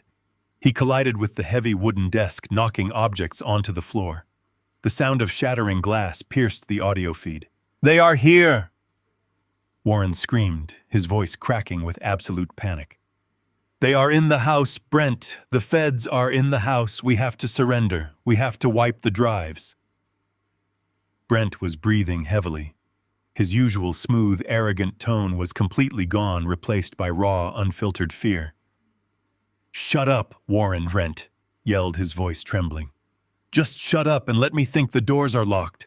The security team is outside. How did they get inside? Why did the guards not radio us?" I listened as Brent ran to the office door. I heard the heavy brass handle rattle aggressively. He pulled and yanked, but the electronic deadbolt I had engaged held firm. The door was a solid wall of oak and steel. He slammed his fist against the wood in frustration. "It is locked," Brent shouted, panic bleeding into his words. "The system is completely frozen. The door will not open, and I have no cell service. The entire network is dead." The freezing air, the locked doors, the total communication blackout, and the overwhelming sound of a federal raid happening just outside their room created a perfect storm of psychological terror. They were trapped in a cage of their own making, and their minds were actively destroying them from the inside out. Warren was hyperventilating, sobbing openly on the floor of the office. Brent was pacing like a caged animal, desperately trying to find a logical explanation for an impossible situation. I stood quietly in the utility closet, letting the chaos unfold. The digital transfer to the offshore accounts was still pending. I had successfully paralyzed the enemy, paralyzing their ability to think critically or act rationally. They were entirely focused on the fake threat outside their door, completely unaware that the real threat was standing just down the hall, holding a tablet that controlled their entire world. The psychological demolition was a complete success. It was time to move to the final phase. It was time to step out of the shadows and secure my daughter. The blue light of my tablet reflected off the cold metal of the water heater. I watched the digital pathways of Brent's home network pulsing on the screen. The fake audio of the federal raid was still looping through the overhead speakers, but I slowly dialed down the volume. I wanted the silence in their room to feel just as oppressive as the noise. I wanted them to hear their own ragged breathing. I wanted them to hear the exact moment their partnership shattered into pieces. Through my earpiece, I listened to the two men gasping for air in the freezing office. The temperature had stabilized at a brutal 50 degrees. Warren was weeping softly. His teeth were chattering. He was a man accustomed to comfortable boardrooms and leather chairs. He was completely unequipped for physical and psychological trauma. Brent was cursing under his breath, pacing the floor with heavy, erratic steps. The offshore transfer was still pending. I saw the data packets queuing in the localized cache. Brent had initiated the sequence, but the final execution required Warren's executive auditor override. They were using a dual-token authentication system. It was a standard corporate security measure. Brent had his digital token on his desktop computer. Warren had the secondary token plugged directly into his laptop. They needed both machines communicating seamlessly to push the embezzled millions across the global network. I located the specific internet protocol address for Warren's laptop. Brent had connected it to his secure guest network. It was a rookie mistake. He should have hardwired the connection, but he was too arrogant to believe anyone could breach his primary firewall. I also located the smart outlet providing power to Warren's machine. I knew from listening to their earlier panic that Warren's laptop battery was completely degraded. He had complained about it when he first sat down plugging the heavy power brick into the wall to keep the machine alive. I smiled. It was a cold, predatory smile. In warfare, you do not always need to destroy the enemy. Sometimes you only need to remove a single critical resource and let them destroy themselves. I tapped the screen of my tablet. I selected the smart outlet powering Warren's laptop. I engaged the digital cutoff. The power flow severed instantly. A fraction of a second later, I initiated a localized network block specifically targeting the wireless address of Warren's machine. I built an impenetrable digital wall around his laptop. It was completely isolated from Brent's desktop and completely severed from the external offshore holding accounts. Through the earpiece, I heard the sudden sharp gasp from Warren. The screen went black, he stammered. His voice was thick with panic and confusion. Brent, the laptop just died. The screen went completely black. What are you talking about? Brent snapped his voice tight with stress. Turn it back on Warren. We have less than 10 minutes before the local cash dumps the transfer back into the domestic accounts. If that money bounces back, it flags the federal system instantly. Turn the machine back on right now. I am trying, Warren cried out. The power brick is dead. The outlet is not working. The battery is completely empty. It will not boot up. I listened to the sound of Brent rushing across the room. He pushed Warren aside. I heard the frantic clicking of the power button. I heard Brent cursing loudly, slamming his fist onto the wooden desk. The transfer token is isolated, Brent shouted, his voice echoing in the cold room. Your machine was hosting the secondary handshake protocol. Without your terminal communicating with my desktop, the offshore accounts will reject the deposit. The entire transfer is frozen in a localized loop. Warren let out a sound that was half sob and half scream. The feds are outside, Brent. They cut the power to my machine. They are isolating the data so they can seize it. We are going to prison. We have to open the door and surrender. Brent grabbed Warren. I could hear the physical struggle, the rustle of their expensive clothing, as Brent shoved the accountant against the wall. No one is surrendering, Brent hissed. His voice was dripping with venom. The police do not selectively cut power to a single wall outlet, Warren. They cut the main breaker. The lights are still on. The desktop is still running. This is a targeted network glitch. But Warren was no longer listening to reason. The freezing air, the locked doors, the fake raid, and now the sudden death of his machine had completely broken his mind. A new, terrifying thought entered his panicked brain. Paranoia is a highly contagious disease, and I had just injected a lethal dose directly into their partnership. This is not a glitch, Warren breathed, his voice suddenly dropping to a low, dangerous whisper. You did this. What are you talking about? Brent demanded. You did this, Warren repeated, his voice growing louder and more frantic. You cut my terminal out of the loop. You bypassed my token. You set me up, Brent. You isolated my machine so the final transfer routes entirely through your personal credentials. You are stealing my cut. You are losing your mind, Warren, Brent shouted. The network is crashing. I have absolutely no control over the smart outlets right now. We are locked in this room together. Why would I sabotage our only escape route? Because you need a fall guy, Warren screamed, pushing Brent away. I heard the heavy thud of Brent stumbling backward. You locked your own wife in a metal vault to take the blame for the corporate embezzlement. You planned to have her committed to an asylum so you could steal her family fortune. You are a complete psychopath, Brent. You brought me here to sign off on the audit, and now you are burning my terminal, so I cannot claim my percentage of the offshore funds. You are going to let the feds arrest me while you claim you were a hostage in your own home. The accusation hung in the freezing air of the office. It was a beautiful piece of twisted logic born entirely from terror and greed. Warren knew exactly what kind of monster he was dealing with. He knew Brent was capable of absolute betrayal because they had spent the last 6 months planning an absolute betrayal together.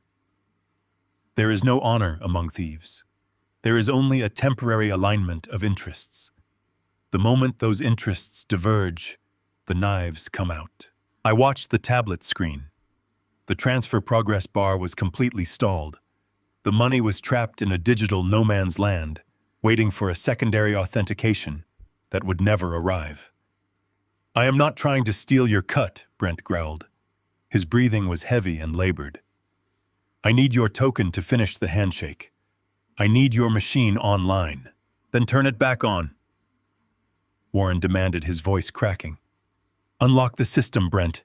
Give me the access right now, or I swear I will start screaming. I will tell the cops outside everything. I will tell them about the forged incorporation documents. I will tell them about the psychiatrist you bribed. I will give them the physical ledgers. You do not have the ledgers, you idiot, Brent spat back. I have them secured. Rachel found them, Warren yelled. You told me she found them tonight. You think I am stupid. You think I do not know you are trying to clean up loose ends. I am a loose end, Brent. You are freezing me out literally and digitally. I stood in the utility closet listening to the beautiful sound of their alliance tearing itself apart. Brent had spent his entire life manipulating people, using his wealth and his words to control every situation. But he could not control a man who believed he was backed into a corner with nothing left to lose. I will kill you myself before I let you open that door, Brent threatened, his voice dropping to a lethal calm tone. If you say one word to the authorities, I will end you right here on the floor. You are going to have to. Warren sobbed. I am not going to take the fall for your greed. Give me my money, Brent. Transfer my cut to the secondary Swiss account right now manually. Do it from your desktop or I break the window and start shouting. You cannot break the windows. Brent laughed, a desperate manic sound. They are ballistic glass. I paid $80,000 to make sure nobody could break into this room. Then you made sure nobody could break out. Warren realized, his voice hollowing out with despair. You trapped us in here. You trapped yourself. The argument devolved into a chaotic shouting match. They were hurling accusations and threats at each other, their voices echoing off the mahogany walls. Brent blamed Warren for leaving the digital trail too obvious. Warren blamed Brent for getting greedy and involving the family trust fund. They were tearing down their own narrative, confessing to every single crime they had committed right into my hidden microphone. I reached down and tapped the recording icon on my tablet, making sure every single word was saved and backed up to a secure cloud server. The police would not need to conduct a lengthy investigation. They would just need to press play. The temperature in their room was now 48 degrees. The cold was making them sluggish, but the adrenaline of their hatred kept them moving. I heard the sound of physical contact, a heavy shove followed by the crashing of a wooden chair against the wall. Warren was swinging wildly, trying to get to the locked door. Brent was grabbing him, pulling him back toward the center of the room. They were completely consumed by their own civil war. They had forgotten about the fake raid outside. They had forgotten about the frozen network. All they cared about was destroying each other over a pile of stolen money that neither of them could access. It was a masterful display of self-destruction. I had not thrown a single punch. I had not raised my voice. I had simply turned off a wall outlet and let their true natures do the rest. I looked at the transfer interface on my tablet. The offshore funds were still sitting in the temporary holding node, vulnerable and unassigned. With Warren's token completely isolated from the network, the dual authentication requirement had timed out. The system was now waiting for a manual override from a localized administrator to either finalize the push or return the funds to the corporate accounts. I had complete administrative access. I controlled the network. I controlled the money. I left them screaming and fighting in the dark, freezing office. They were occupied. They were isolated. They were irrelevant. It was time for me to execute the final digital maneuver. I was going to take the millions of dollars they had stolen from innocent investors, and I was going to spend it somewhere they could never, ever reach. And I was going to make sure my daughter walked out of this nightmare completely untouched. I cracked my knuckles and brought up the command terminal on my screen. The real heist was about to begin. The heavy thuds of physical struggle continued to echo from the home office down the hall. I listened through my earpiece as Warren wept and Brent shouted blind with rage. They were completely distracted by their own collapsing alliance. I turned my attention back to the glowing screen of my ruggedized tablet. The offshore transfer was hovering in digital purgatory waiting for a command. It was time to give it one. I reached into my tactical pouch and pulled out a small, sleek device known as a ghost drive. It was a heavily encrypted solid-state drive loaded with custom routing protocols I had acquired during my time in electronic warfare. I plugged it directly into the server stack. The tablet screen flashed, recognizing the external hardware. My fingers flew across the digital keyboard. I bypassed the frozen dual authentication system by isolating the local cache, where the millions of dollars were currently staged. Brent thought he was brilliant for setting up a web of shell corporations in the Cayman Islands. He thought his digital paper trail pointing to my daughter was unbreakable. But a digital trail is just code, and code can always be rewritten by someone who knows how to break the locks. I initiated a remote overwrite protocol. I stripped away the false routing numbers Brent had established. I deleted every single line of code that contained Rachel's name or her personal family trust fund identifiers. I scrubbed her completely from the transaction history. Then I inputted a new destination. I did not send the money back to the venture capital firm. If the money simply bounced back, Brent's highly paid corporate lawyers would find a way to bury the discrepancy and protect him. I needed the money to land somewhere that guaranteed absolute federal scrutiny. I routed the entire embezzled fortune directly into a secure escrow account, actively monitored by the Securities and Exchange Commission. It is a specialized holding node used by federal investigators to freeze assets during major corporate fraud cases. Depositing the funds there would immediately trigger massive red flags across multiple government agencies. It was the digital equivalent of dropping a stolen bag of cash onto the desk of a federal director. But returning the money was only half the battle. I needed to ensure Brent could never deny his involvement. I accessed his secure desktop remotely. I found the encrypted file containing his personal digital signature. This was the cryptographic key he used to authorize massive corporate acquisitions. It was a digital fingerprint entirely unique to him and legally binding. I drafted a plain text document directly on his local server. It was a complete confession detailing the embezzlement scheme, the creation of the offshore accounts, and the plan to frame his wife. I attached his personal digital signature to the bottom of the document, hard-coding the timestamp. I embedded this confession into the data packet, carrying the stolen millions.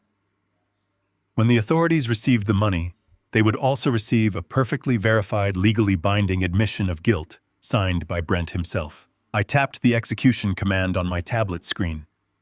The progress bar for the massive financial transfer leaped from frozen to active. The data flooded through the ghost drive, surging past Brent's shattered firewall and racing out into the open internet toward the federal escrow account. Inside the freezing home office, the physical fighting suddenly stopped. Through my earpiece, I heard Warren gasp loudly. "Brent, look at the screen." Warren choked out, his voice raw and ragged. "The system is moving." I heard the heavy, frantic footsteps of Brent rushing back to his mahogany desk. He leaned over the keyboard. His breathing was loud and panicked in my ear.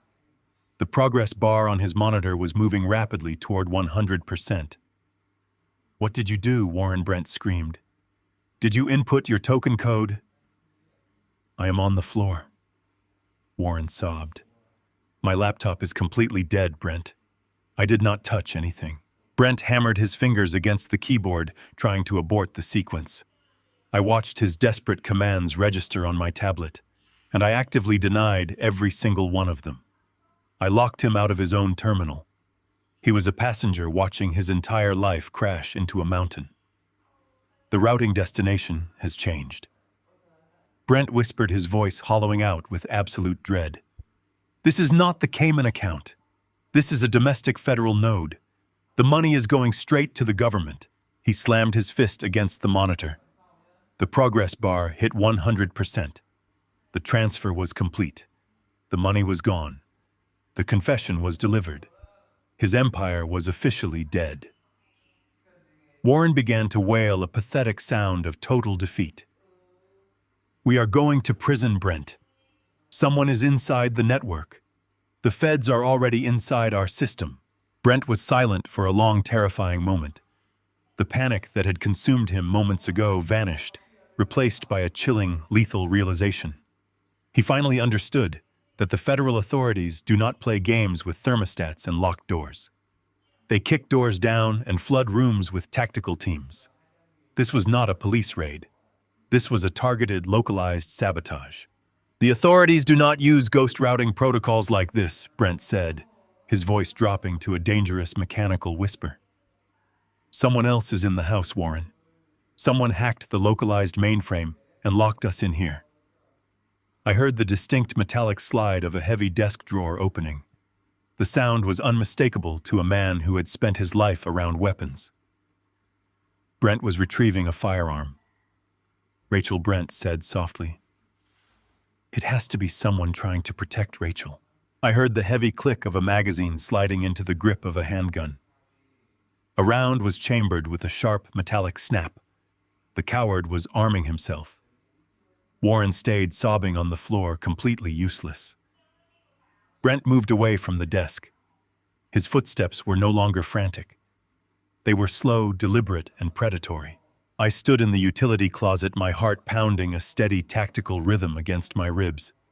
I had dismantled his financial life, but I had cornered a rat, and a cornered rat will always fight back with whatever leverage it has left. Brent realized his money was gone, and his freedom was forfeited. The only piece of leverage he had left in the world was locked inside a steel panic room just down the hall. If they want to play games with my life, Brent hissed into the dark office, I will show them exactly what I am willing to do to keep it. I am getting my wife. We are going to see how brave our ghost really is when I have a gun to her head. I unplugged my tablet from the server rack. I slipped the ghost drive back into my pouch. The digital war was officially over. Brent had escalated the situation from a financial heist to a hostage crisis. He thought a handgun gave him authority. He was about to walk out of that freezing room and step directly into my world.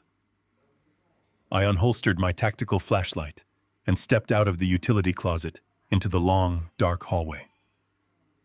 I was no longer a hacker hiding in the walls. I was a father standing between a violent man and his daughter. The final confrontation was here. I stood in the deep shadows of the second-floor hallway, just outside the massive walk-in closet of the master suite. The thick Persian rug absorbed the sound of my breathing. I had slipped my tablet back into my tactical pouch. My hands were completely empty. I did not draw a weapon. I did not assume a fighting stance. When you are about to completely dismantle a man from the inside out, you do not need physical force. You only need the unvarnished, devastating truth. The air conditioning continued to hum, a low, steady drone that masked the silence of the house. I heard the distant, frantic sounds coming from the ground floor. Brent was trying to batter his way out of the freezing home office. He was trapped in a cage of his own making, panicking as the walls closed in. I decided to make it easy for him. I reached into my pouch, tapped the screen of my device one final time, and disengaged the electronic deadbolt holding him inside. I heard the heavy oak door swing open, hitting the wall with a loud, vibrating crash. Brent was out. He was moving fast. His footsteps echoed up the grand staircase. They were not the measured, silent steps of a tactical predator. They were the clumsy, desperate stomps of a man whose entire universe was collapsing around him. He was a cornered animal rushing blindly toward the only piece of leverage he thought he had left in the world. I waited.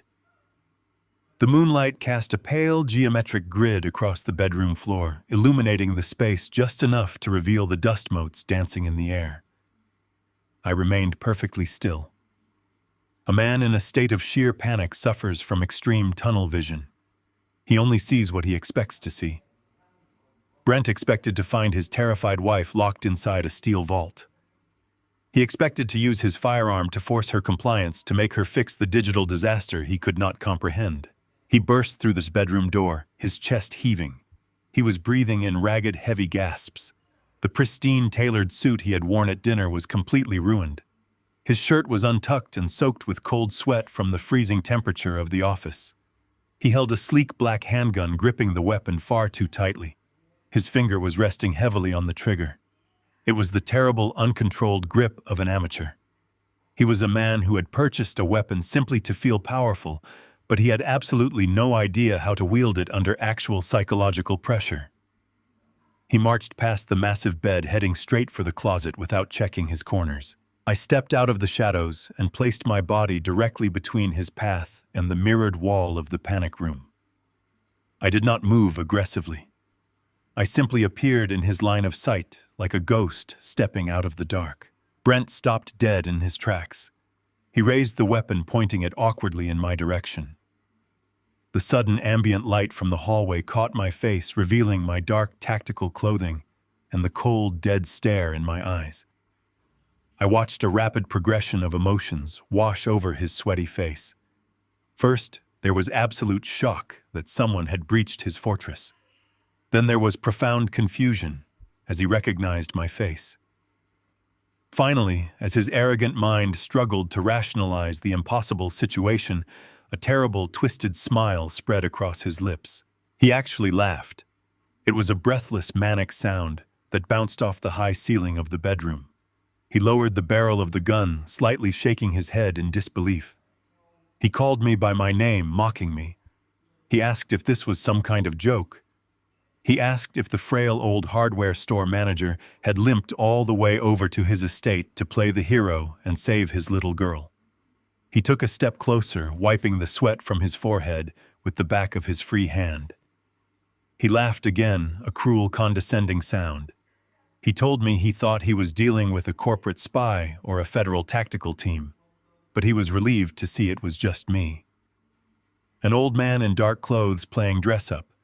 He pointed the gun directly at my chest and told me he had every legal right to shoot an intruder in his home. He ordered me to move out of his way because he needed to have a conversation with my daughter. I did not move a single inch. I did not raise my hands in surrender. I did not blink. When a man points a loaded weapon at you and you show absolutely no physical reaction to the threat, it breaks something deep inside his brain. It shatters his illusion of control. I simply looked at him. I looked deep into his eyes with the cold, uncompromising stare of a man who has watched empires burn to ash. The manic smile on his face began to waver. His hand began to shake. The silence stretched out between us, heavy and suffocating. When I finally spoke, my voice was completely flat. I did not shout. I did not threaten him with physical violence. I simply delivered the data. I recited the exact routing numbers. I spoke the numbers slowly and clearly, letting each digit drop into the quiet room like a heavy stone. I named the specific offshore holding node in Geneva. I detailed the final export destination, naming the domestic federal escrow account, designated by the Securities and Exchange Commission. Brent froze. His entire body locked up as if he had been struck by lightning. The gun in his hand trembled violently. I took a slow, deliberate step forward. I told him that his corrupt auditor Warren was currently sobbing on the floor of the freezing home office. I explained that Warren believed the federal authorities were waiting outside. I told Brent that Warren thought the token had been isolated so Brent could steal the entire $34 million he had embezzled over the last 3 years. But I told him that he and I both knew the truth. We both knew Warren was just a disposable pawn, and we both knew the money never made it to the islands. Brent opened his mouth, but no sound came out. The blood drained from his face, leaving his skin a pale, sickly gray. His eyes darted wildly around the room, searching for an explanation that did not completely destroy his reality. He asked me in a cracked, hollow whisper how I knew those numbers. He asked me who I really was. I took another step forward, closing the distance between us until I was standing only a few feet away from the barrel of his shaking weapon. I told him I was the man he invited to dinner every Sunday. I told him I was the man he mocked for driving an old truck and living on a retail pension. I told him I was the man he thought was too stupid to understand his multi-million-dollar smart home. But mostly, I told him I was the architect of the digital signature he had just appended to a full written confession. I explained exactly what I had done to him. I told him I had attached his personal cryptographic key to a document detailing every shell corporation, every forged signature, and every bribe he had paid to the corrupt psychiatrist he planned to bring in tomorrow morning. I explained that his legally binding confession was embedded directly into the data packet that just deposited his stolen millions into a federal holding account. Brent staggered backward as if I had hit him with a heavy physical blow. The hand holding the weapon dropped limply to his side, completely forgotten. The gun was entirely useless now. You cannot shoot a digital transfer. You cannot murder a confession that has already been delivered and verified by federal servers. The illusion of his power was completely eradicated. The money was gone. The scapegoat he had so carefully prepared to take his fall was standing safely behind a reinforced steel door. And the frail old man he despised had just systematically dismantled his entire existence in less than 30 minutes. He shook his head frantically, mumbling that it was impossible. He said his network was secure. He said nobody could bypass the dual authentication protocol. I did not let him hide behind his denial. I stripped away his final illusions. I explained how I had broken him. I told him he thought he heard a police raid in his office, but it was just a digital echo. I explained that I had spliced an audio recording of Warren's voice and turned his own expensive surround sound system against him. I told him I had dropped the temperature in his office to trigger his primal panic response. I explained that I had remotely cut the power to Warren's laptop to isolate the authentication token and force a network timeout. I told him he did not lose this battle because of bad luck or a system glitch. I told him he lost because he invited a ghost into his network and handed him the keys. The Federal Cybercrimes Division received the transfer and your confession. Exactly. 4 minutes ago, I stated, looking down at the watch on my wrist. Given the staggering magnitude of the dollar amount and the explicit verified nature of the confession, they will not wait for the sun to come up. The regional field office is located 12 miles from this estate. They mobilized the second the funds hit their escrow account. I took one final step forward, dominating his physical space. I told him he had approximately 6 minutes before 3 black armored tactical vehicles breached his front gates. I explained that the expensive private security team he hired to patrol the perimeter would not stop them. I had already forwarded a copy of the embezzlement proof to their corporate headquarters. I told him his guards had abandoned their posts to avoid federal complicity. He was entirely alone. I watched the total and absolute collapse of a human mind. Brent was entirely broken. The tailored suit, the expensive watch, the arrogant smirk, none of it mattered anymore. His knees buckled, and he fell to the thick bedroom carpet. The handgun slipped from his fingers and landed softly on the floor. He did not even try to pick it up. He stared at the weapon as if he did not understand what it was or why he was holding it. He was a man who had built his entire life on the belief that he was the smartest and most untouchable person in the room. He had manipulated my daughter, manipulating her love to secure her family trust fund. He had manipulated his business partners, stealing their investments to build a secret empire. He had believed he was a god among men.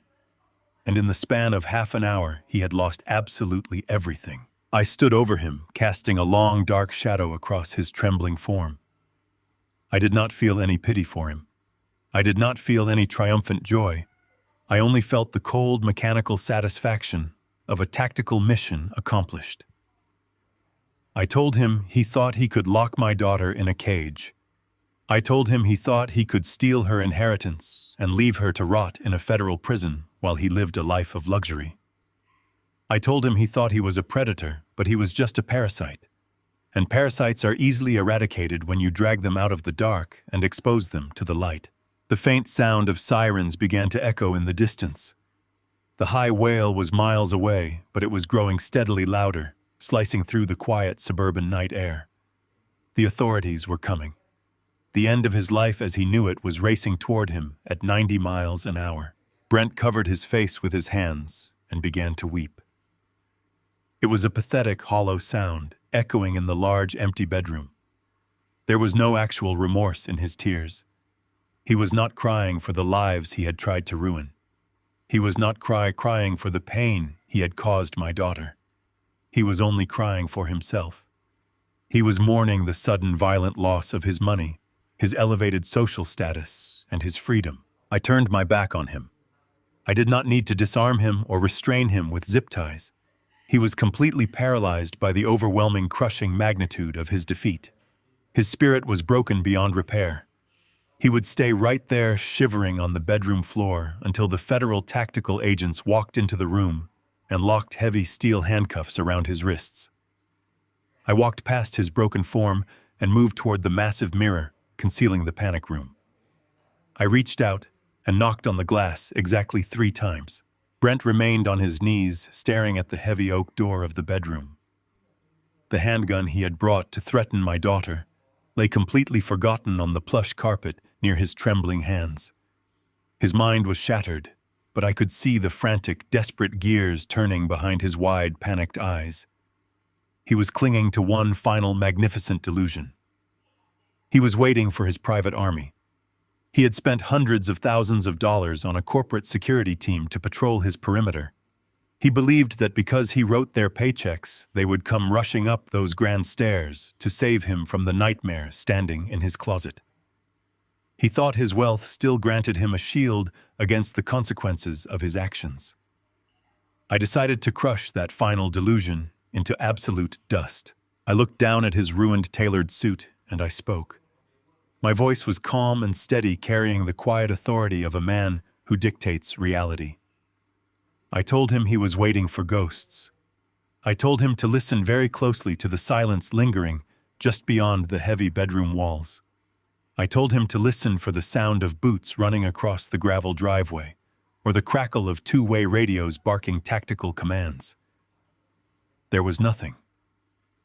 The night air outside his ballistic glass windows was completely, totally empty. I explained to him the fundamental difference between the men he hired and the men I used to serve with. I told him that men who wear tactical gear for a corporate salary do not fight out of loyalty or honor. They fight for a direct deposit, and they operate under the strict, unyielding guidelines of legal liability. I told Brent that his security guards did not care about his safety. They cared about their licenses, their freedom, and their own families. I told him that exactly 10 minutes ago, while he was busy screaming at his corrupt accountant in a freezing office, I had bypassed his localized server and sent a highly encrypted data packet directly to the corporate headquarters of his private security firm. I did not just send them a polite warning. I told Brent that I sent their legal department the raw, unedited ledgers proving his massive, ongoing embezzlement scheme. I sent them the forged incorporation documents bearing his verified digital signature. I sent them the absolute, undeniable proof that the man paying their monthly invoices was actively committing multi-million-dollar federal crimes.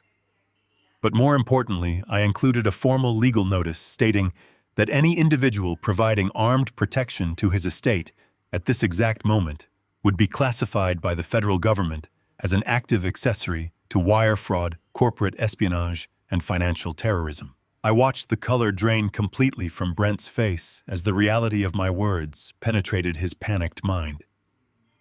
I detailed exactly how a corporate security firm reacts to that level of legal exposure. They do not call their client to ask for his side of the story. They do not send a team inside to investigate the situation. Their risk management protocols trigger instantaneously to protect the firm from federal indictment. I told Brent that I had watched through his own external camera feeds as his highly paid guards received the evacuation order in their earpieces.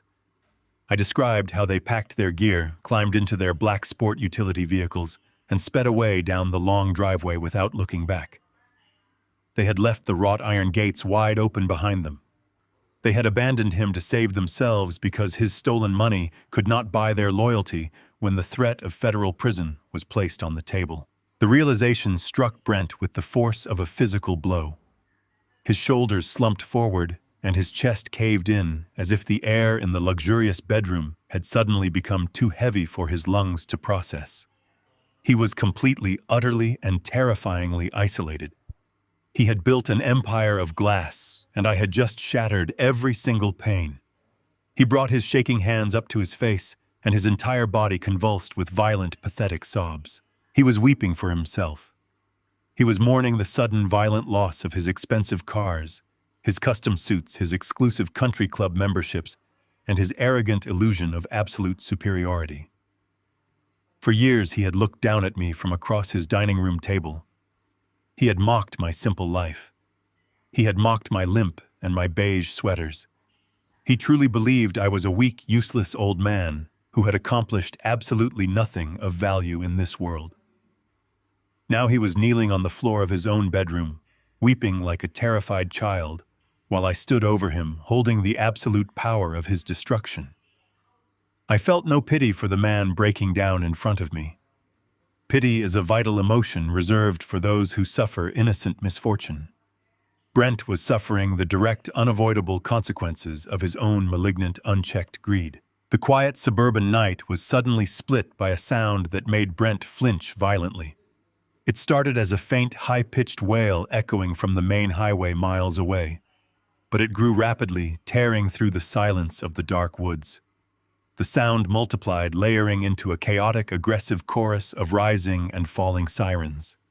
It was not a single police cruiser responding to a noise complaint. It was a massive, coordinated federal tactical response. The wails grew louder and more ferocious, vibrating through the thick walls of the sprawling estate. Bright flashes of red and blue light began to pulse and strobe through the tiny gaps in the motorized window blinds, casting frantic, erratic shadows across the bedroom walls and over Brent's shaking form. The authorities were not just approaching the property. They were swarming it. I could hear the heavy, aggressive crunch of armored tires sliding to a halt on the gravel driveway. I could hear the muffled but commanding shouts of federal agents stacking up outside the front entrance, preparing to breach the house. The hunt was officially over, and the predators had finally arrived to collect their prize. Brent curled into a tight ball on the carpet, covering his ears, as if trying to block out the reality crashing down upon him. He was completely irrelevant now.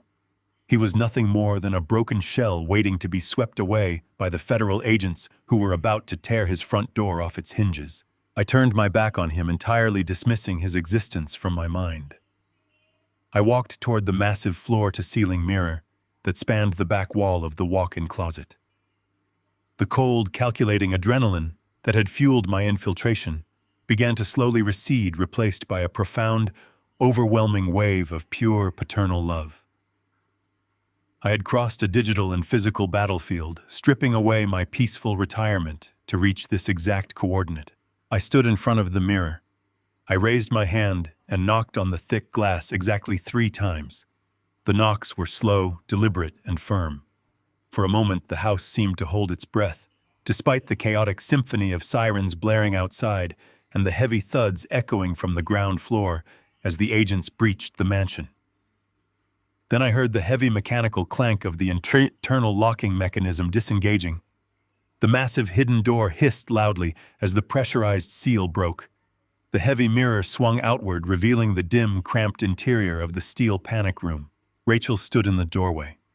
Her face was incredibly pale, and her eyes were wide with a mixture of residual terror and desperate, searching hope. She looked at my dark, tactical clothing. She looked at the heavy combat boots and the utility belt strapped around my waist. She looked at the dirt and dust covering my sleeves from the ventilation shafts. She looked at the cold, hard posture of the man standing before her. For a fleeting second, She was seeing the operator, the ghost, the dangerous man I had buried deep inside myself decades ago. But then she looked up and met my eyes. She saw the father who had held her hand when she was a little girl, afraid of the dark. She saw the man who would happily tear the entire world apart to keep her safe. The fear melted from her face instantly. She let out a long, trembling breath that sounded exactly like a sob and stepped out of the cold steel vault. She threw her arms around my neck, burying her face deep into my shoulder. I wrapped my arms tightly around her, holding her close against my chest.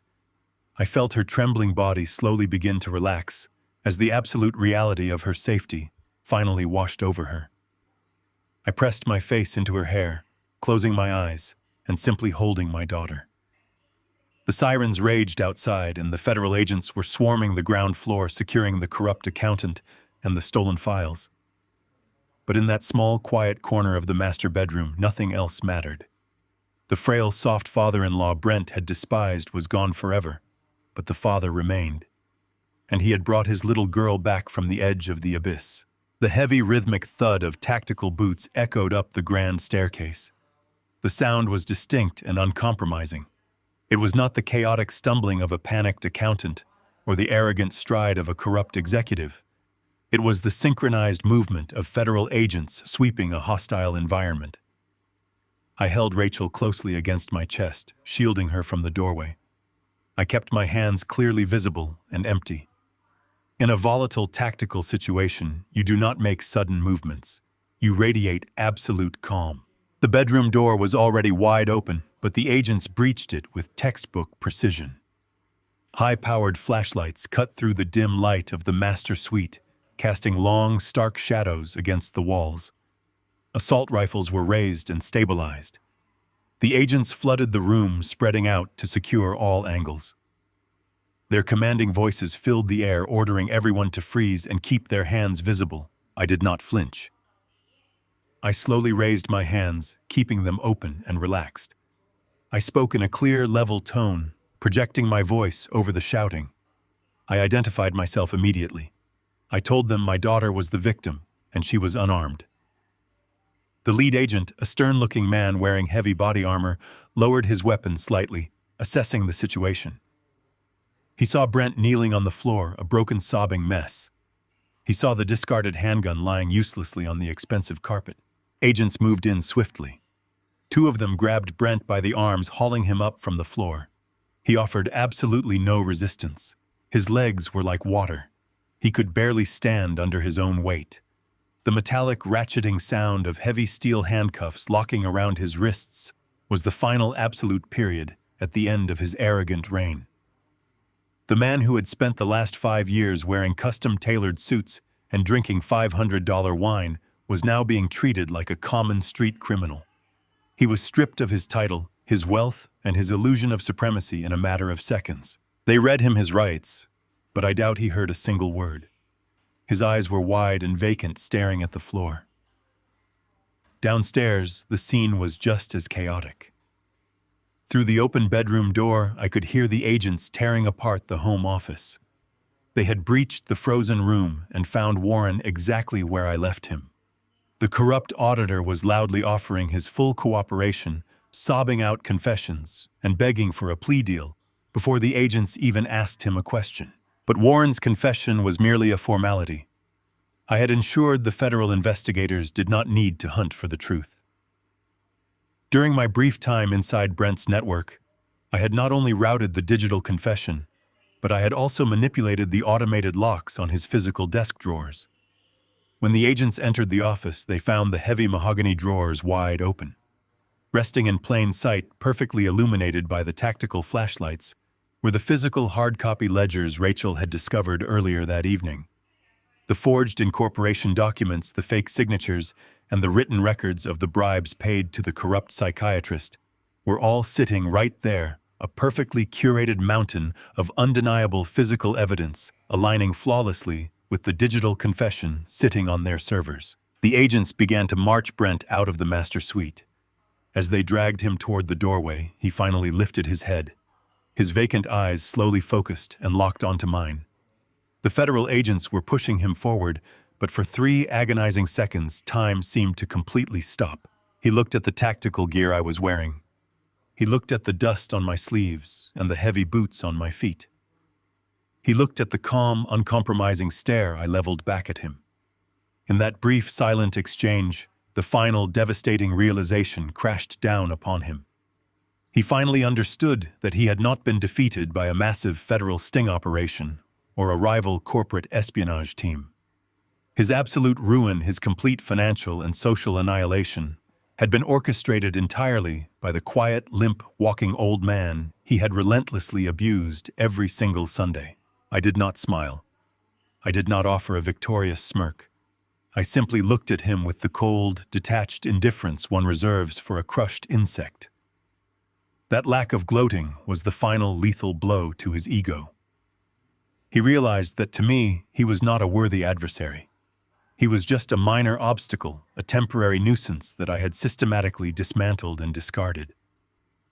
A low, guttural sob escaped his throat as the agents pulled him out into the hallway and down the grand staircase into the flashing red and blue lights of his destroyed reality. A federal medic checked on Rachel, ensuring she was physically unharmed. The lead agent asked us a few preliminary questions. I provided a very simple, very clean narrative. I told him my daughter had activated a family emergency alert. I told him I arrived to find the gates open and the front door ajar. I told him I found her in the panic room and Brent on the floor. I let the digital confession and the physical evidence tell the rest of the story. The agent accepted the statement. The Financial Crimes Division had already verified the massive transfer and the embedded confession. They had their mastermind, and they had their money.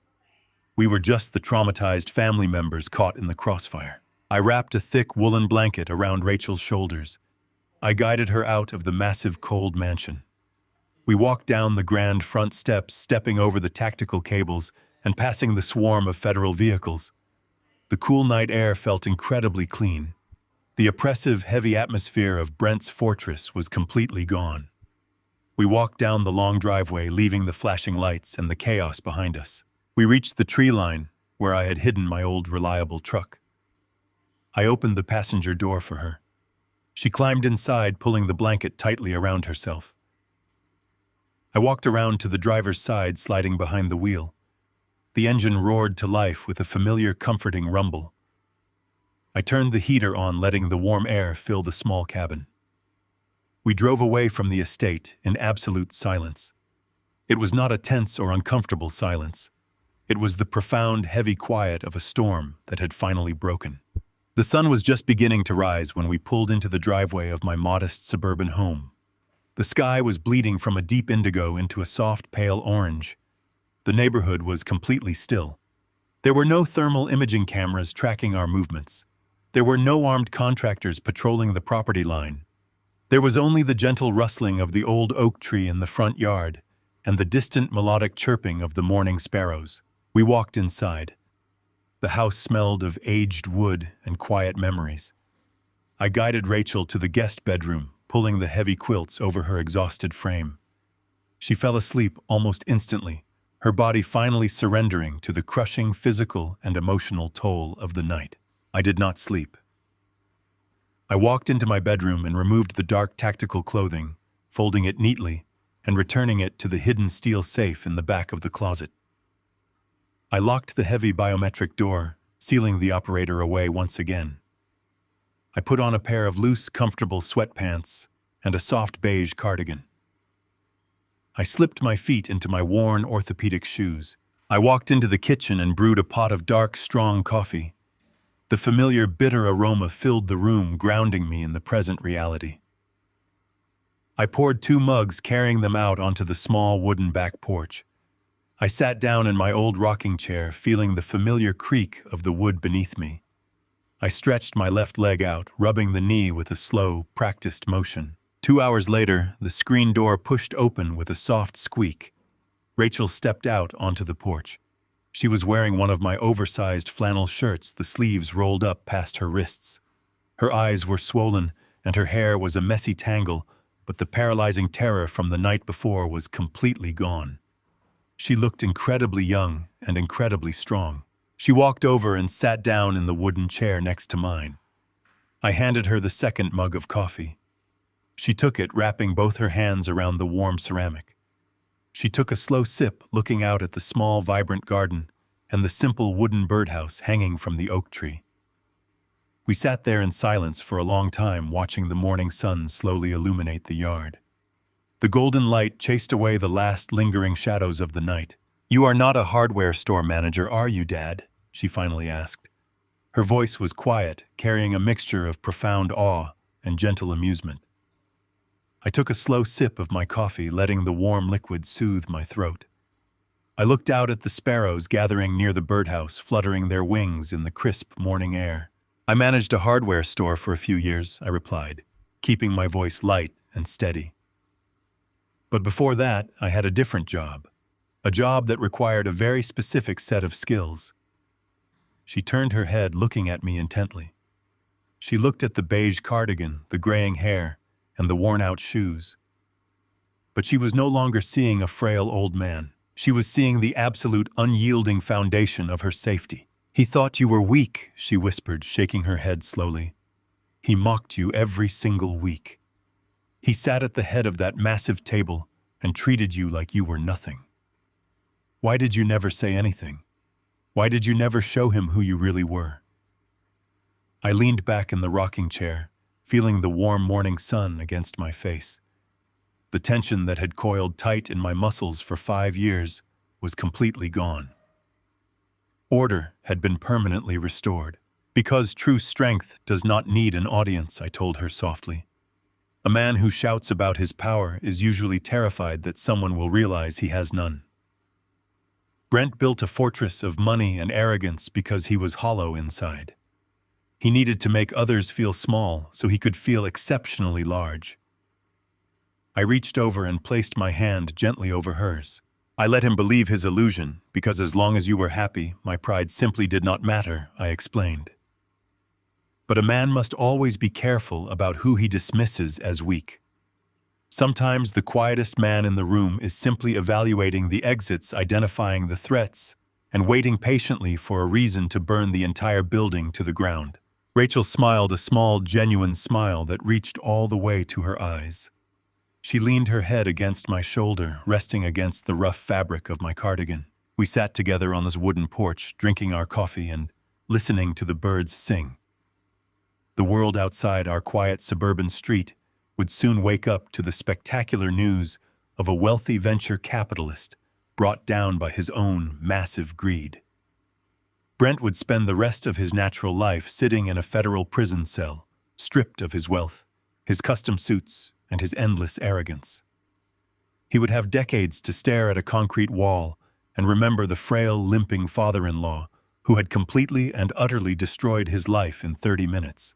But on that small wooden porch, bathed in the golden light of a new morning, none of that mattered anymore. The nightmare was over. The ghost had returned to the shadows, and the soft, harmless old man was exactly where he wanted to be, simply sitting in the sun, watching the sparrows, and protecting the only thing in the world that truly mattered. What would you have done if you were in my shoes? I would love to hear your thoughts, so please share them with me in the comments below. The most profound lesson from John's story is that true strength never requires an audience. While arrogance and material wealth might build a temporary fortress, they are ultimately fragile shields against quiet, calculating resilience.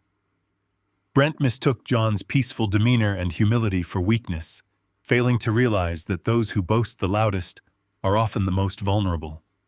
Genuine power lies in patience, sharp observation, and an unwavering commitment to protect the people you love. It teaches us never to underestimate the quiet individuals in the room.